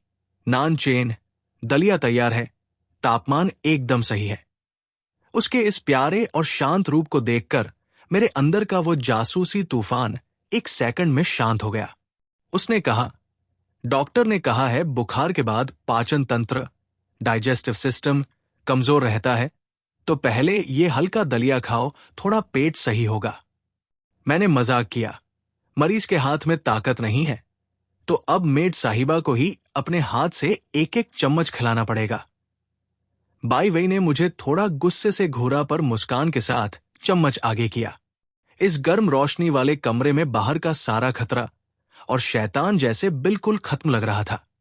अगली सुबह मैंने बाई वई को स्कूल भेजा और अंकल दाऊ को विशेष सुरक्षा के लिए उसके पीछे लगाया। जब दरवाजा बंद हुआ और पक्का हो गया कि वो दूर जा चुकी है, तो मेरे चेहरे से सारी कोमल भावना गायब हो गई। मैंने काले सामान्य कपड़े पहने, टोपी लगाई और बाहर निकल गया। आधे घंटे के बाद मैं उस अपराध स्थल के पास के एक साइबर कैफे, इंटरनेट कैफे में अंकल दाऊ से मिला। उन्होंने मुझे एक हार्ड ड्राइव दी। छोटे मालिक, ये उस इलाके के सारे निजी CCTV footage, private CCTV footage है जो मैंने पूरी रात जागकर कॉपी किए हैं। मैंने कहा, बहुत बहुत धन्यवाद अंकल दाऊ। हम दोनों साइबर कैफे के कंप्यूटर स्क्रीन को घूरने लगे। फुटेज हालांकि बारिश के पानी से थोड़ी धुंधली थी, पर जब वो रेनकोट वाला आदमी स्ट्रीट लाइट के नीचे से निकला तो उसका शारीरिक ढांचा और चलने का तरीका, वॉकिंग स्टाइल साफ दिखने लगा। उसके चलने के अंदाज और शरीर के अनुपात, बॉडी रेशियो को देखते ही मेरे दिमाग के डेटाबेस से एक नाम झटके से चमका, लिन रानहाई। बिल्कुल भी बेमेल नहीं था। ये शारीरिक ऊंचाई और शैली सिर्फ उसी की हो सकती थी। लिन रानहाई, जो बाई वई की सौतेली मां लिन शिया का सगा छोटा भाई था। शाम को घर का दरवाजा खुला और बाई वई बस्ता पैक करके अंदर आई। मुझे सोफे पर बैठा देख वो दौड़कर मेरे पास आई। नानचेन, तुम अब कैसा महसूस कर रहे हो? क्या दिमाग अभी भी घूम रहा है? मैंने मुस्कुराकर कहा, एकदम सामान्य हूं। बुखार पूरा जा चुका है, चिंता मत करो। वो बोली, ये तो बहुत बढ़िया है। मैं स्कूल में पूरे समय तनाव में थी कि घर पर तुम अकेले हो और कोई देखभाल करने वाला नहीं है। हम दोनों सोफे पर थोड़ी देर साथ बैठे और इस शांत पल का आनंद लिया। फिर मैंने अपनी मुस्कान हटाई और उसकी आंखों में देखकर बोला, बाई वई, मुझे कुछ निजी काम से बाहर जाना है, लगभग 2 दिन लगेंगे। वो तनाव में आ गई। 2 दिन? पर तुम्हारी सेहत तो अभी ठीक हुई है। मैंने कहा, चिंता मत करो, सेहत एकदम फिट है। कुछ जरूरी निजी मामला है जिसे अभी सुलझाना पड़ेगा। मैं झट से वापस आऊंगा। इन 2 दिनों में तुम घर पर ही रहना और बाहर मत निकलना। वो बोली, ठीक है, मैं घर पर ही तुम्हारा इंतजार करूंगी। तुम अपना ध्यान रखना। शनिवार की सुबह 9 बजे खिड़की के बाहर भारी काले बादल थे और थोड़ी देर में बहुत तेज बारिश शुरू हो गई। बाई वई को बादलों की गड़गड़ाहट और बारिश से डर लगता था, इसलिए वो कंबल लपेटकर सोफे पर बैठ गई और मैं इस वक्त जियांग सिटी की एक सुनसान इमारत, अबैंडन बिल्डिंग के अंदर खड़ा था। मैंने चेहरे पर मुखौटा लगाया था और आवाज बदलने वाले यंत्र, वॉइस चेंजर का इस्तेमाल कर रहा था। मेरे सामने एक लड़का कुर्सी पर बैठा था जिसके हाथ पीछे बंधे थे और आंखों पर काली पट्टी थी। उसका नाम लिन रानहाई था, जिसे मैंने सुबह की सैर, मॉर्निंग वॉक करते वक्त चुपचाप उठा लिया था। पिछली जिंदगी में मैं एक सख्त पुलिस अधिकारी था जो कानून का पालन करता था, पर इस जिंदगी में सच निकलवाने के लिए मुझे थोड़ा विशेष छोटा रास्ता, शॉर्टकट अपनाना पड़ेगा। वो डर के मारे चिल्लाया, हमारे घर में पैसा नहीं है, मुझे छोड़ दो, मैं पुलिस में रिपोर्ट नहीं करूंगा। मैंने ठंडी आवाज में कहा, पैसा चाहिए होता तो तेरे परिवार को फोन करता, मुझे सिर्फ सच चाहिए। मैं अगर तुम्हें यहां तक ला सकता हूं तो इसका मतलब मुझे तुम्हारे सारे काले रिकॉर्ड पता है, सो झूठ मत बोलना। मैंने एक ठंडी कांच की बोतल उसकी गर्दन पर छुआई। उस अंधेरे के डर से उसका शरीर किसी मशीन की तरह कांपने लगा। आप पूछो, जो मुझे पता होगा मैं सब बोल दूंगा। मैंने पूछा, ध्यान से सोच, 15 दिन पहले की उस भारी तूफानी रात को तुमने क्या किया था? मैंने उसे निश्चित समय नहीं बताया ताकि उसका मानसिक तनाव और बढ़ जाए। वो घबरा गया और हकलाते हुए बोला कि वो एक सहपाठी लड़की, गर्ल क्लासमेट के साथ घर पर गृह कार्य, होमवर्क कर रहा था। मैंने बोतल को थोड़ा और दबाया। अगर इस चेहरे पर कुछ बूंद रसायन केमिकल डाल दूं तो तुम्हारा ये सुंदर चेहरा कैसा लगेगा? वो रोने लगा। नहीं नहीं, मैं बोलता हूं। उस दोपहर एक लड़की आई जरूर थी, पर रात को मैं घर से बाहर निकल गया था।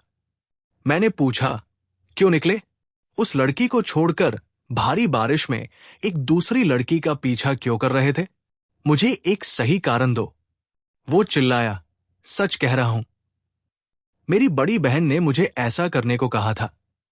लिन रानहाई की बड़ी बहन वही लिन शिया थी, जो बाई चैंगफैंग की नई वाली पत्नी थी। मैंने तुरंत उसके फोन को उंगलियों के निशान, फिंगरप्रिंट से अनलॉक किया और चैट रिकॉर्ड्स जांचे। 15 दिन पहले के रिकॉर्ड्स में लिन शिया का संदेश साफ था। उसने लिन रानहाई से कहा था कि उस लड़की को घर छोड़ और जल्दी से फ्लैट के नीचे जाकर बाई वेई का पीछा कर, जो अभी अभी घर से निकली है। अब मुझे समझ आया कि वो गृह कार्य छोड़कर बारिश में क्यों निकला था।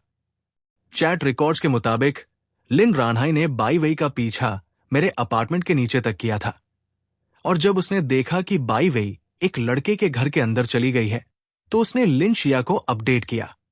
लिन शिया ने उसे 2 से 3 मिनट इंतजार करने को कहा।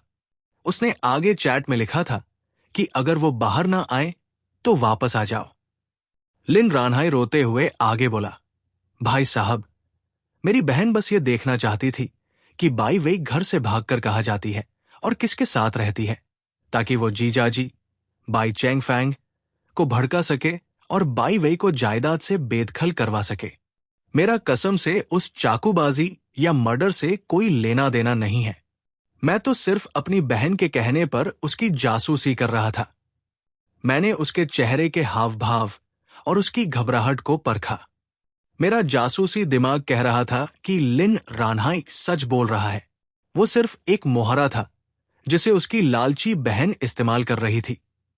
इसका मतलब पिछली जिंदगी में भी लिन शिया ने ही इसका इस्तेमाल बाई वेई का पीछा करने के लिए किया था।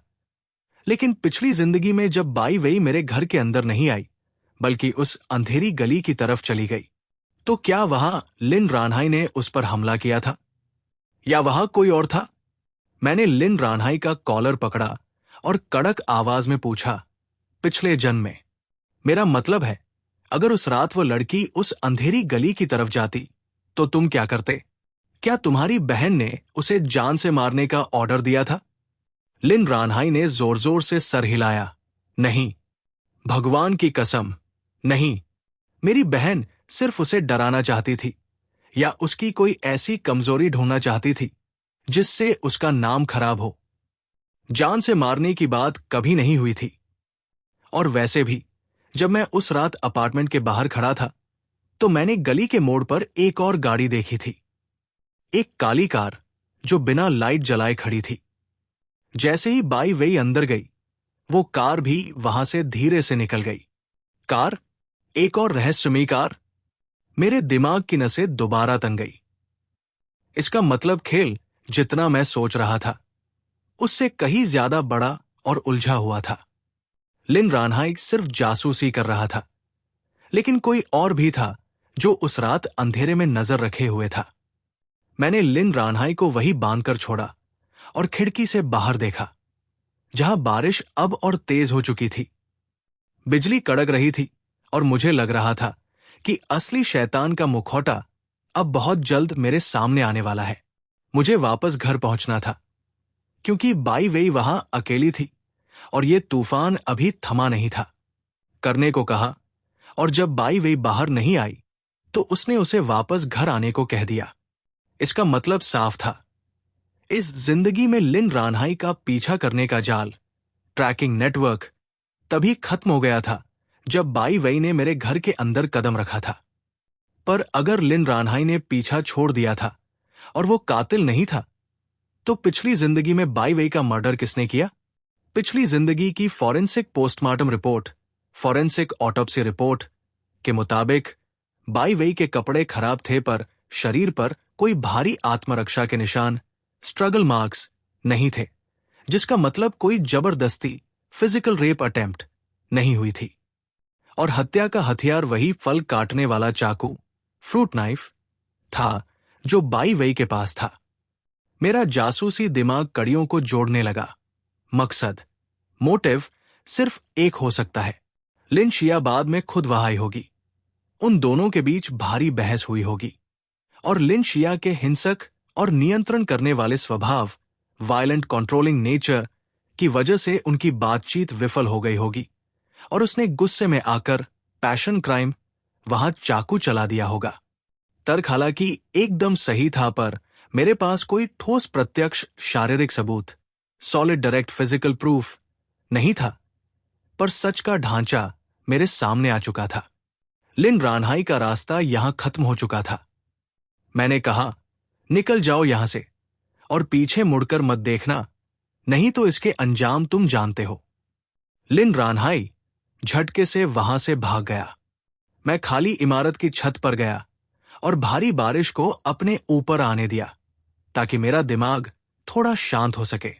मेरे पुनर्जन्म का मुख्य उद्देश्य दो ही था, कातिल को पकड़ना और बाई वेई को हमेशा सुरक्षित रखना। इस जिंदगी में बाई वेई मेरे घर पर सुरक्षित है और अगर मैं उसे लिन शिया से दूर रखूं तो खतरा शून्य है। असली कातिल हालांकि लिन शिया लग रही थी, पर सीधा सबूत बाकी था। पर परिणाम के अनुसार मैंने बाई वेई की मौत की समय सीमा, डेथ टाइमलाइन को पूरी तरह से बदल दिया था। पर क्या सच में कातिल लिन शिया ही थी? तभी अचानक बिजली की एक भारी गड़गड़ाहट ने पूरे आसमान को हिला दिया और पूरे जियांग शहर में एक चमकदार सफेद रोशनी चमकी। अगले ही सेकंड मेरी आंखों के सामने अंधेरा छा गया और अजीब सी समय रेखाएं, टाइमलाइंस घूमने लगी। जब मेरी आंखें खुली तो मैंने देखा कि बाई वेई मेरे बगल में खड़ी थी। नहीं, वो खड़ी नहीं थी। वो फर्श से ऊपर हवा में फ्लोट रही थी। मैं भौंचक्का रह गया। ये तैरने वाली बाई वे बिल्कुल वैसी ही दिख रही थी जिसे मैं पिछली जिंदगी में पुलिस स्टेशन के सपनों में देखता था। चेहरे पर एक हल्की सी उदास मुस्कान और मेरी परवाह करने वाला भाव। वो चुपचाप मुझे देख रही थी, पर आवाज नहीं निकल रही थी। मुझे लगा मैं फिर से किसी टाइम जोन में चला गया हूं। मैंने बगल में देखा तो मैं पुलिस की छत पर नहीं, बल्कि अपने ही घर के दरवाजे के बाहर खड़ा था।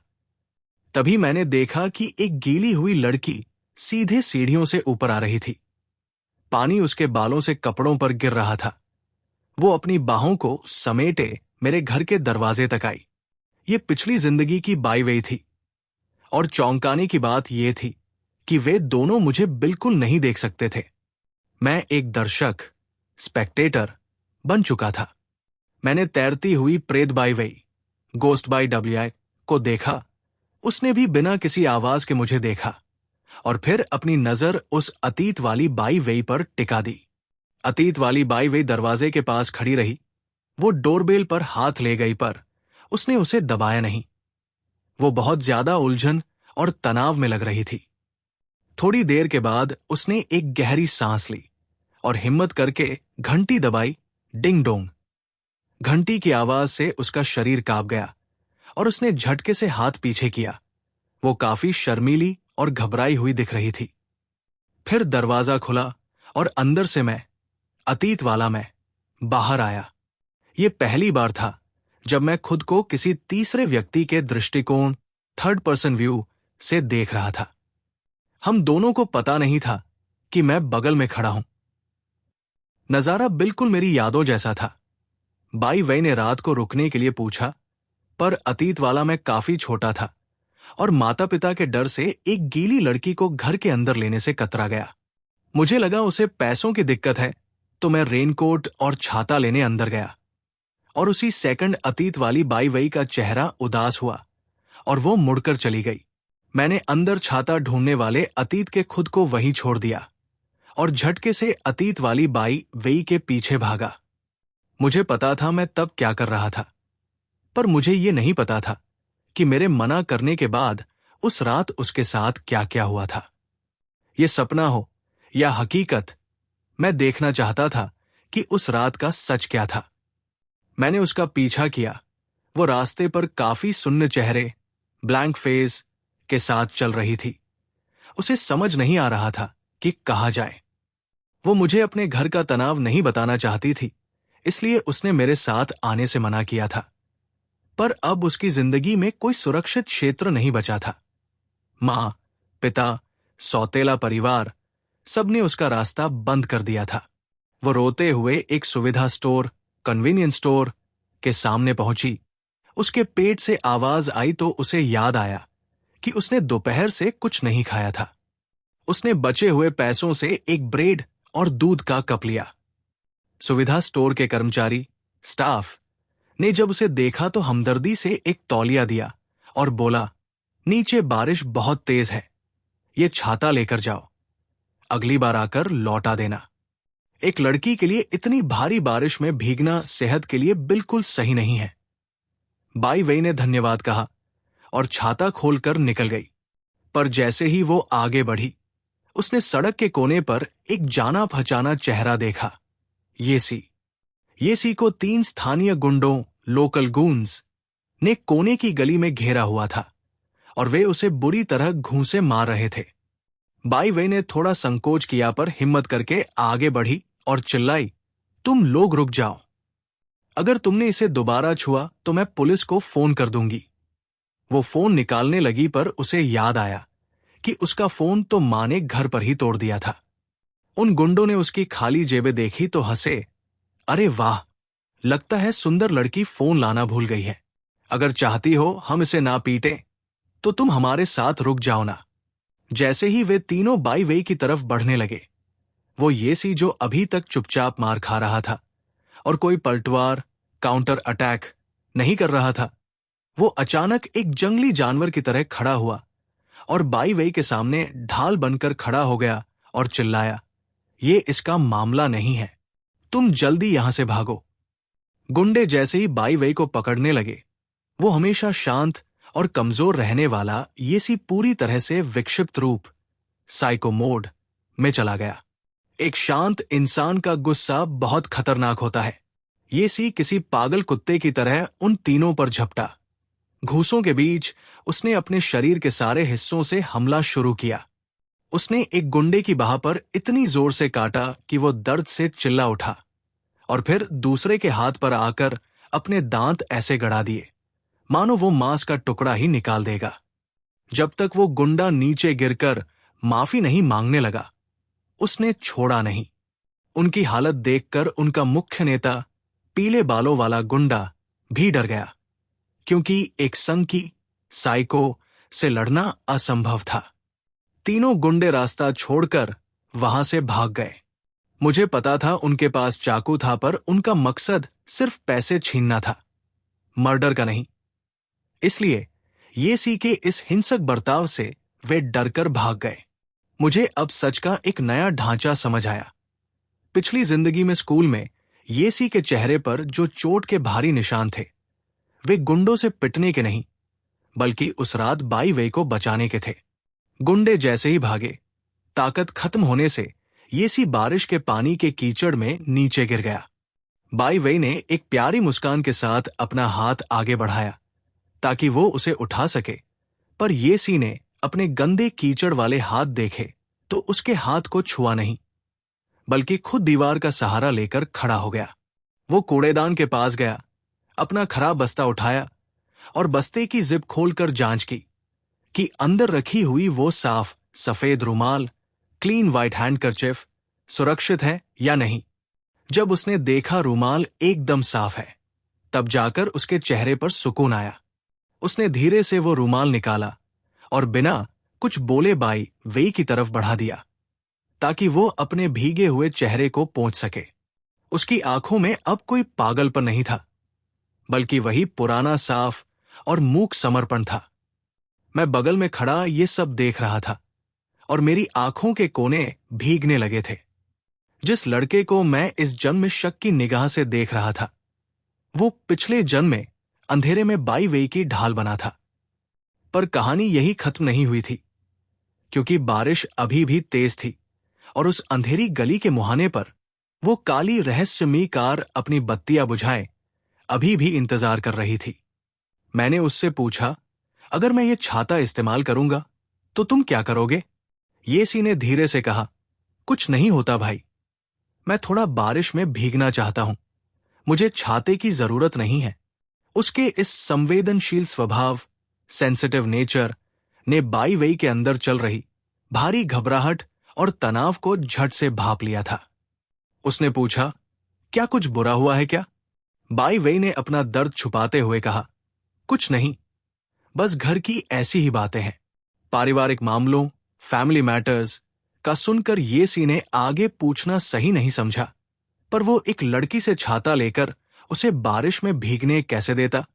उसके हिचकिचाते ही बाई वेई ने जबरदस्ती छाता उसके हाथ में थमा दिया और खुद तेजी से उन काले अंधेरे बादलों के बीच बारिश में आगे बढ़ गई, जहां रास्ता बिल्कुल धुंधला हो चुका था।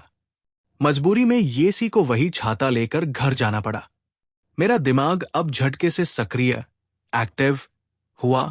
ओह, तो ये वजह थी कि पिछली जिंदगी के अपराध स्थल, क्राइम सीन पर सुविधा स्टोर वाली वो छाता क्यों नहीं मिली थी, क्योंकि वह तो उसने येसी को दे दी थी। उस अंधेरे और बारिश के बीच आगे अकेली घूमती हुई बाई वेई के अलावा मुझे एक और चेहरा दिखा, लिन रानहाई। वो आसपास के सुरक्षा कैमरों, सिक्योरिटी कैमरास से बचते हुए बारिश में काफी बारीकी से बाई वेई का पीछा कर रहा था। मैं चूंकि लिन रानहाई से पहले ही सच निकलवा चुका था, इसलिए मुझे उसके पीछा करने पर कोई हैरानी नहीं हुई, पर मेरी सबसे बड़ी जिज्ञासा, क्यूरियोसिटी, ये थी कि आखिर उस मुठभेड़ के स्थान, एनकाउंटर स्पॉट पर हुआ क्या था। मैंने अपने बगल में खड़ी उस चुपचाप प्रेत बाई वेई, गोस्ट बाई WI को देखा और हम दोनों उस अतीत वाली बाई वेई के पीछे चलने लगे, जो एक बेजान शरीर, लाइफलेस बॉडी की तरह बिना किसी मंजिल के आगे बढ़ी जा रही थी। ठंडी बारिश ने उसके पूरे शरीर को भिगो दिया था, पर उसे जैसे कोई एहसास ही नहीं था। चलते चलते वह एक ऐसे पुराने बाजार के पास पहुंच गई, जहां कोई भी चालू सुरक्षा कैमरा नहीं था। आखिर में वह एक खराब पुराने आश्रय, शेल्टर के नीचे आकर खड़ी हो गई और सामने गिरती भारी बारिश को शून्य नजरों, ब्लैंकली से घूरने लगी। मैं उस हवा में तैरती प्रेतबाई वेई के पास खड़े होकर पूरे दृश्य को एक सर्वव्यापी दृष्टि, गॉड आई व्यू बटा थर्ड पर्सन पर्सपेक्टिव से देख रहा था। मैंने देखा कि अंधेरे में छुपा लिन रानहाई तेजी से अपने फोन पर टाइपिंग कर रहा था। मुझे देखने की जरूरत नहीं थी, साफ था कि वो लिन शिया को बाई वेई की लोकेशन शेयर कर रहा था। मुझे लगा अब अभी थोड़ी देर में लिन शिया यहां आएगी और उनका भारी नाटक, हैवी ड्रामा शुरू होगा। मेरे दिमाग में उस लड़ाई का पूरा दृश्य घूमने लगा। तभी उस तूफानी रात के बाकी लोग भी आने जाने लगे। जियांग यान पास के एक बाइक स्टैंड के पास सेब छील रहा था, पर तभी उसे किसी का फोन आया और वो जल्दी में निकल गया, और वो फल काटने वाला चाकू, फ्रूट नाइफ भी उसने जल्दी में अपने बस्ते में रख लिया, इसलिए घटनास्थल पर दूसरी कोई चाकू नहीं मिली थी। एक भिखारी और एक डिलीवरी बॉय जल्दी में वहां से निकले। वो गंदी और घटिया मानसिकता वाला पड़ोसी रेनकोट पहने डरते डरते एक एडल्ट स्टोर में गया, कुछ सामान लिया और झट से निकल गया। आसपास लोग आ जा रहे थे, पर उस शेल्टर के नीचे खड़ी बाई वेई एक बेजान मूर्ति, स्टैचू की तरह स्थिर थी।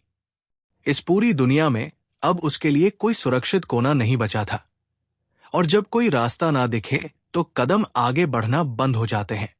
पता नहीं कितना समय निकल गया, तभी एक रेनकोट पहने हुए इंसान वहां पहुंचा। वो लंबाई में काफी छोटा और पतला था। जब बाई वेई सुन खड़ी थी, वो इंसान चलते हुए उसके बिल्कुल सामने आकर खड़ा हो गया। रोशनी रुकी तो बाई वेई ने झटके से अपना सर उठाया। मेरा दिमाग ये देखकर पूरी तरह से फ्रीज गया। मुझे लगा था लिन रानहाई ने लिन शिया को बुलाया है, पर मैंने सपने में भी नहीं सोचा था कि वहां आने वाली लड़की बाई वेई की सौतेली बहन बाई याक्सी थी। वो बाई चैंगफैंग और लिन शिया की सगी बेटी थी। वो यहां क्यों आएगी? मेरा दिमाग सवालों से भर गया। मैंने कभी अंदाजा ही नहीं लगाया था कि ये छोटी लड़की अपराध स्थल पर हो सकती है, पर तभी मेरे दिमाग में उसके बारे में कुछ पुरानी बातें चमकी। बाई याक्सी पढ़ने में सुपर स्मार्ट थी और उसने कई कक्षाएं लांघकर, क्लासेस जंप करके पढ़ाई की थी, जिसका मतलब उसके पास एक बहुत ही तेज और परिपक्व दिमाग, मैच्योर ब्रेन था। मैं उसकी छोटी उम्र देखकर उसे पूरी तरह भूल चुका था, पर अब लग रहा था कि उसने ही अपनी मां का नाम इस्तेमाल करके लिन रानहाई को इस काम पर लगाया था। पर क्या एक छोटी लड़की और बाई वेई के बीच की लड़ाई इस हद तक बढ़ सकती है कि जान चली जाए? बाई याक्सी ने काफी गुस्से और घटिया रवैये, चीप एटीट्यूड में कहा, मैंने तो पहले ही सोचा था कि तुम्हारी आज जो हालत है, तुम्हारे पास रहने के लिए कोई घर नहीं बचेगा। बाई वेई के दिल में इस छोटी बहन के लिए कभी कोई नफरत नहीं थी, पर उसे पता था कि ये उसे बचपन से पसंद नहीं करती थी। पर नफरत चाहे जितनी भी हो, कोई इतनी भारी बारिश में रात को पीछा करते हुए यहां तक थोड़ी आएगा? बाई वेई ने पूछा, तुम इतनी रात को बारिश में यहां सिर्फ ये बोलने आए हो? बाई याक्सी बोली, बिल्कुल नहीं, मैं यहां बस तुमसे कुछ बातें साफ करने आई हूं। आज के बाद मेरे घर दोबारा मत आना। मुझे और मेरी मां को तुम बिल्कुल पसंद नहीं हो। जब तुम्हारी अपनी मां वहां पागल बनी बैठी है, तो तुम मेरे पापा को मुझसे छीनने क्यों आते हो? बाई वेई ने ठंडी आवाज में कहा, सिर्फ ये कहने के लिए इतनी रात को आए हो? बाई याक्सी ने कहा, कुछ बातें आमने सामने साफ करना जरूरी है और मुझे तुमसे कुछ पुख्ता सबूत, सॉलिड प्रूफ चाहिए, ताकि तुम बाद में अपनी बात से पलट ना सको। उसने अपने रेनकोट की जेब से एक वाटरप्रूफ लिफाफा, एनवलोप निकाला और बोली, मुझे पता है तुम इस वक्त बेघर हो। इसमें 1000 रुपए है। ये पैसे लो और इस पिता पुत्री संबंध समाप्ति समझौते, father daughter relationship termination agreement पर दस्तखत करो। आज के बाद हमारा आपस में कोई लेना देना नहीं होगा। बाई वेई के हाथ में चाकू और उसकी बेजान आवाज देखकर बाई याक्सी सहम गई, पर अपनी सुरक्षा के लिए उसने झटके से बाई वेई के हाथ से वो चाकू छीन लिया, ताकि नियंत्रण उसके पास रहे। अपनी बहन के हाथ में चाकू देखकर बाई वेई ने अपनी आंखें बंद कर ली और बाहें फैला दी, जैसे वो मरने के लिए तैयार हो। पर बाई याक्सी आखिर में एक छोटी लड़की थी, उसकी मर्डर करने की हिम्मत नहीं थी। कुछ सेकंड के बाद जब कोई हरकत नहीं हुई, तो बाई वेई ने अपनी आंखें खोली और एक काफी दर्दनाक ठंडी मुस्कान दी। अगर तुम्हें इतनी भी हिम्मत नहीं है, तो ये रिश्ता कभी खत्म नहीं होगा। तुम जो चाहे करो। ये कहकर बाई वेई मुड़कर जाने लगी। वो इस बदतमीज बहन के साथ एक सेकंड भी नहीं रुकना चाहती थी, क्योंकि उसे देखकर बाप का वो बुरा चेहरा याद आता था। वो बस अपनी छोटी बहन को थोड़ा गुस्सा दिला रही थी। पर बाई याक्सी के हाथ में चाकू था। उसने जब बाई वेई के चेहरे की वो ठंडी मुस्कान देखी, तो उसके अंदर एक अजीब सा गुस्सा जाग गया। ये लड़की बेघर है, हारी हुई है, तो ये मेरे ऊपर हंस कैसे सकती है? उसका अहंकार, ईगो चोटिल हो गया। वो चाकू लेकर तेजी से बाई वेई के पीछे भागी और दोनों एक ऐसे अंधेरे कोने, डार्क कॉर्नर में चले गए जहां स्ट्रीट लाइट की थोड़ी भी रोशनी नहीं थी। बाई याक्सी चिल्लाई, बाई वेई, रुक जाओ तुम। बाई वेई ने ध्यान नहीं दिया, जिससे बाई याक्सी का गुस्सा और बढ़ गया। उसने आगे दौड़कर बाई वेई के कपड़ों को खींचा और उसे अपनी तरफ मोड़ा। भारी ताकत की वजह से बाई वेई की गीली शर्ट थोड़ी फट गई। उस काले अंधेरे में बाई वेई ने शून्य नजरों से अपनी बहन को देखा और अचानक अपना हाथ आगे बढ़ाकर बाई याक्सी के चाकू वाले हाथ, रिस्ट को कसकर पकड़ लिया और उस तेज चाकू की धार को सीधे अपनी गर्दन, थ्रोट पर कसकर टिका दिया। उसने पूछा, क्या तुमने सोच लिया है? अगर सोच लिया है तो चाकू चला दो। ठंडा पानी बाई याक्सी के हाथ से होते हुए चाकू पर गिर रहा था। बाई वेई की ठंडी उंगलियों ने उसके हाथ को इतना जोर से दबाया था कि चाकू सीधे उसकी गर्दन की मुख्य धमनी, नेक आर्टरी को छू रहा था। उसका खाली लुक आसपास के अंधेरे को देख रहा था, जैसे वो अपनी जिंदगी के आखिरी फैसले का इंतजार कर रही हो। बाई याक्सी कांपते हुए बोली, मुझे मजबूर मत करो। बाई वेई ने काफी कोमल पर खतरनाक आवाज में कहा, मैं तो तुम्हें विकल्प, चॉइस दे रही हूं। अगर चुनना नहीं है तो। उसके ये शब्द बाई याक्सी के दिमाग पर एक भारी मनोवैज्ञानिक दबाव, साइकोलॉजिकल प्रेशर बन गए। बाई याक्सी चाहती थी कि बाई वेई रोए, गिड़गिड़ाए, पर उसकी ये शांति उससे झेली नहीं जा रही थी। जैसे ही उस दबाव से बाई याक्सी का दिमाग फटने लगा और चाकू हाथ से गिरने वाला था, तभी अंधेरे शेल्टर से एक भारी काली परछाई, हैवी ब्लैक शैडो, झटके से बाहर निकली। वो लिन रानहाई था। अंधेरे की वजह से उसे दूर से सिर्फ इतना दिखा कि एक चाकू गर्दन पर टिक चुका है, और उसने सोचा कि खतरनाक बाई वेई उसकी सबसे प्यारी भांजी बाई याक्सी का मर्डर करने जा रही है। बिना दिमाग चलाए लिन रानहाई एक पागल कुत्ते की तरह दौड़ कर आया। उसका मकसद साफ था, चाकू छीनना और बाई याक्सी को बचाना। पर उसकी इस अचानक एंट्री ने पूरे मामले को एक मौत का कुआं बना दिया। पहले से ही मानसिक रूप से टूटी हुई बाई याक्सी उस परछाई को देखकर डर से चिल्लाई, और उसने पूरी जान से बाई वेई के हाथ से अपना हाथ छुड़ाने के लिए झटका मारा। और बाई वेई ने जैसे ही परछाई को आते देखा, शरीर के प्राकृतिक रक्षा तंत्र, नेचुरल डिफेंस मैकेनिज्म की वजह से वो थोड़ा आगे सुरक्षा के लिए झुकी। सड़क पर पानी था और फिसलने, स्लाइडिंग की वजह से बाई वेई संतुलन खोकर सीधे बाई याक्सी के ऊपर गिरने लगी। एक बहुत ही खतरनाक श्रृंखला प्रतिक्रिया, चेन रिएक्शन हुई। बाई याक्सी डर के मारे अपना हाथ खींच रही थी, और गिरने से बचने के लिए उसने अपने हाथ अंदर की तरफ मोड़े ताकि किसी चीज को पकड़ सके, पर उसके एक हाथ में चाकू था। बाई वेई फिसलकर आगे गिर रही थी, और लिन रानहाई ने आकर पूरी जान से चाकू वाले हाथ को पकड़ने के लिए भारी बल लगाया। तीनों की शारीरिक ताकत एक साथ एक ही बिंदु, कोऑर्डिनेट पर टकराई, और उस अंधेरे में उस तेज फल काटने वाले चाकू ने एक छोटी सी लकीर बनाई, स्लैश। बारिश के शोर में एक छोटी सी कपड़े और त्वचा फटने की आवाज दब गई। समय जैसे वही रुक गया। लिन रानहाई का हाथ आखिर में बाई याक्सी के चाकू वाले हाथ पर कसकर टिक गया था। उसने राहत की सांस ली कि उसने चाकू पकड़ लिया। बाई याक्सी की आंखें फटी की फटी रह गई, और उसका शरीर अकड़ गया, और उन दोनों के बीच खड़ी बाई वेई को एक छोटा सा ठंडा और काफी तीखा दर्द महसूस हुआ। उसने थोड़ा उलझन में होकर नीचे देखा, पर अगले ही सेकंड वो ठंडक एक बहुत ही गर्म भारी तापमान में बदल गई, और उसकी गर्दन से तेजी से खून निकलने लगा। गर्म खून ने उसके गीले कपड़ों को लाल कर दिया। उसका सुन्न चेहरा अभी गया नहीं था कि एक गहरी शांत भावना उसके चेहरे पर आ गई। उसने कोई दर्द की आवाज नहीं निकाली।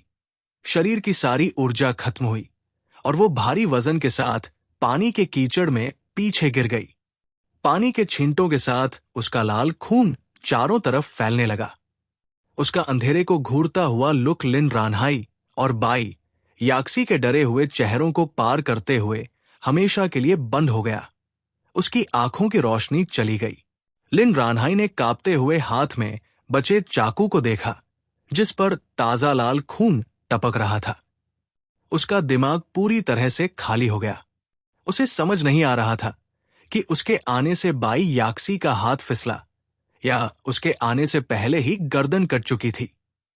एक भारी कानूनी अपराध, लीगल क्राइम का डर उन दोनों पर छा गया। बाई याक्सी का छोटा दिमाग भी डर गया कि ये मर्डर किसके खाते में जाएगा। उसने झटके से अपना हाथ पीछे किया, और वो लाल चाकू पानी में गिर गया। वो रोते हुए पीछे हटने लगी। उसकी सारी अकड़ खत्म हो चुकी थी, और सिर्फ जान का डर बचा था। लिन रानहाई एक मूर्ति की तरह वहां खड़ा था। उसका मकसद मर्डर का नहीं था। वो बस अपनी भांजी को बचाना चाहता था, पर अब वो एक कातिल बन चुका था। तभी उन्हें किसी राहगीर, पेडेस्ट्रियन के कदमों की आवाज आई। डरी हुई बाई याक्सी का परिपक्व दिमाग अचानक सक्रिय हुआ। उसने झट से जमीन से चाकू उठाया, लिन रानहाई का हाथ पकड़ लिया, और बिना पीछे मुड़े अंधेरे में दौड़ गए। मैं वहां जमीन पर लेटी बेजान बाई वेई को देखकर मेरा दिल इतना रोया कि मेरी सांस रुकने लगी। मैं उसके शरीर को छूना चाहता था, पर मेरे बगल में तैरती प्रेतबाई वेई ने मेरा हाथ पकड़ लिया और उन दोनों के भागने की तरफ इशारा किया। मैं समझ गया, मैं एक दर्शक हूं। मुझे पूरा सच देखना होगा कि ये दोनों पुलिस इन्वेस्टिगेशन से कैसे बचे। मैंने अपना दर्द दबाया और उनके पीछे भागा। वे दोनों एक काफी सुरक्षित और अंधेरे कोने में आकर रुके। लिन रानहाई रोया, अब क्या होगा? ये तो बहुत बड़ा मामला हो गया। पुलिस आएगी तो हम क्या बोलेंगे? बाई याक्सी ने कहा, डरो मत। बारिश बहुत तेज है और यहां कोई कैमरा नहीं है। हमें कुछ नहीं होगा। मामा, जो लड़की आज आपके घर होमवर्क करने आई थी, क्या आपका उससे कोई संबंध है? लिन रानहाई ने कहा, नहीं, कोई संबंध नहीं है। बाई याक्सी ने ठंडी आवाज में कहा, तो बस बात साधारण है। आप अभी उससे संबंध शुरू कर लीजिए और उसे अपना बहाना, एलिबाय बटा अनुपस्थिति का प्रमाण बनाने को कहिए। पुलिस कभी यकीन नहीं करेगी कि एक लड़का अपनी नई गर्लफ्रेंड को घर छोड़कर इतनी भारी बारिश में बाहर आकर एक ऐसी लड़की का मर्डर करेगा जिससे उसका कोई लेना देना ही नहीं है। मर्डर का मकसद, मोटिव, प्लानिंग, टाइमिंग, आप किसी में फिट नहीं बैठोगे। लिन रानहाई ने पूछा, पर अगर पुलिस ने गहरी जांच की तो रास्ते के निशानों, ट्रेसेस से मैं पकड़ा जाऊंगा ना? तुम्हें यह सब कैसे पता? बाई याक्सी ने काफी ठंडक से कहा, पुलिस कभी भी शून्य संभावना वाले व्यक्ति, जीरो प्रोबेबिलिटी पर्सन पर अपना समय बर्बाद नहीं करती। और सबसे बड़ी बात, हत्या का हथियार, मर्डर वेपन तो बाई वेई का अपना था। किसी को नहीं पता था वो चाकू लेकर घूम रही है। जब हथियार का स्रोत, सोर्स साफ नहीं होगा, पुलिस के सारे तर्क वही फेल हो जाएंगे। ये सुनकर मेरी रीढ़ की हड्डी, स्पाइनल कॉर्ड में एक सहरन दौड़ गई। एक छोटी स्कूल की लड़की के पास इतना भारी सुरक्षित कानूनी ज्ञान और ऐसी आपराधिक योजना, क्रिमिनल प्लानिंग। उसके इस ठंडे दिमाग ने बड़े से बड़े तनाव में घिरे लिन रानहाई को एक सेकंड में सामान्य कर दिया था। लिन रानहाई ने पूछा, पर तुम्हारा क्या? तुम्हारी सोसाइटी के लिफ्ट में कैमरा है, तुम्हारा आना जाना तो रिकॉर्ड हुआ होगा। बाई याक्सी ने मुस्कुराकर कहा, मैं लिफ्ट से नहीं आई थी। मैं सीढ़ियों, स्टेयर्स से छुप कर आई थी ताकि माता पिता को पता ना चले। मैं सीढ़ियों से ही वापस चली जाऊंगी तो लिफ्ट में मेरा सिर्फ दोपहर का रिकॉर्ड बचा रहेगा। मेरा दिमाग अब पूरा तंत्र, क्लॉकवर्क समझ गया।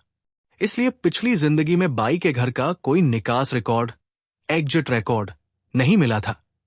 बाई याक्सी का माता पिता से बचने का नया शॉर्टकट ही पुलिस जांच से बचने की सबसे बड़ी ढाल बन गया था। ये एक आदर्श अपराध, परफेक्ट क्राइम का ढांचा तैयार था। 2 दुर्घटना हत्यारे, एक्सीडेंट किलर्स, जिनके पास पुख्ता बहाना, परफेक्ट एलिबाय था। कोई हत्या के हथियार का स्रोत नहीं था, कोई हत्या की योजना नहीं थी, और ऊपर से भारी बारिश ने सारे शारीरिक सबूत मिटा दिए थे। ये इस अनसुलझे मामले, अनसॉल्व्ड केस का पूरा सच था। उन्हें जाते देख मेरे दिल में सिर्फ एक गहरा दर्द बचा था। असली खूनी कौन था, लिन रानहाई या बाई याक्सी?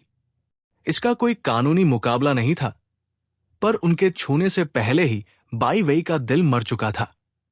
असली खूनी तो उसका टूटा हुआ परिवार, उसका लापरवाह बाप और उसकी विक्षिप्त मां थी। जब मैं खुद को दोष दे रहा था, तभी एक छोटा ठंडा हाथ मेरे गाल पर छुआ। मैंने मुड़कर देखा तो वो तैरती हुई प्रेतबाई वेई मुझे काफी प्यार और दर्द भरी नजरों से देख रही थी। उसने आखिरी में अपनी आवाज खोली, अब यहां रुक जाओ। उसका वो 10 साल पुराना कोमल स्वर मेरे कानों में आया तो मेरा दिल कांप गया। मैंने पूछा, क्या ये कोई सपना है या सच में तुम? उसने अपनी एक उंगली मेरे होठों पर रखी और बोली, इससे कोई फर्क नहीं पड़ता, सब कुछ अतीत, पास्ट हो चुका है। क्या तुम्हें लगता है ये खत्म नहीं हुआ?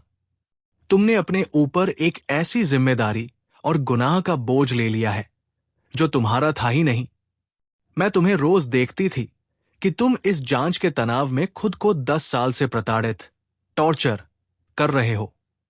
अब इस चक्र, लूप को खत्म करो। जो देखना था देख लिया।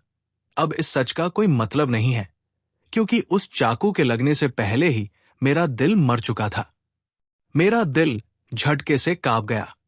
मैं समझ गया, जब पूरी दुनिया ने उसे अकेला छोड़ दिया था, तो शरीर का जिंदा रहना उसके लिए मायने ही नहीं रखता था। वो चाकू उसके लिए एक राहत, आजादी जैसा था।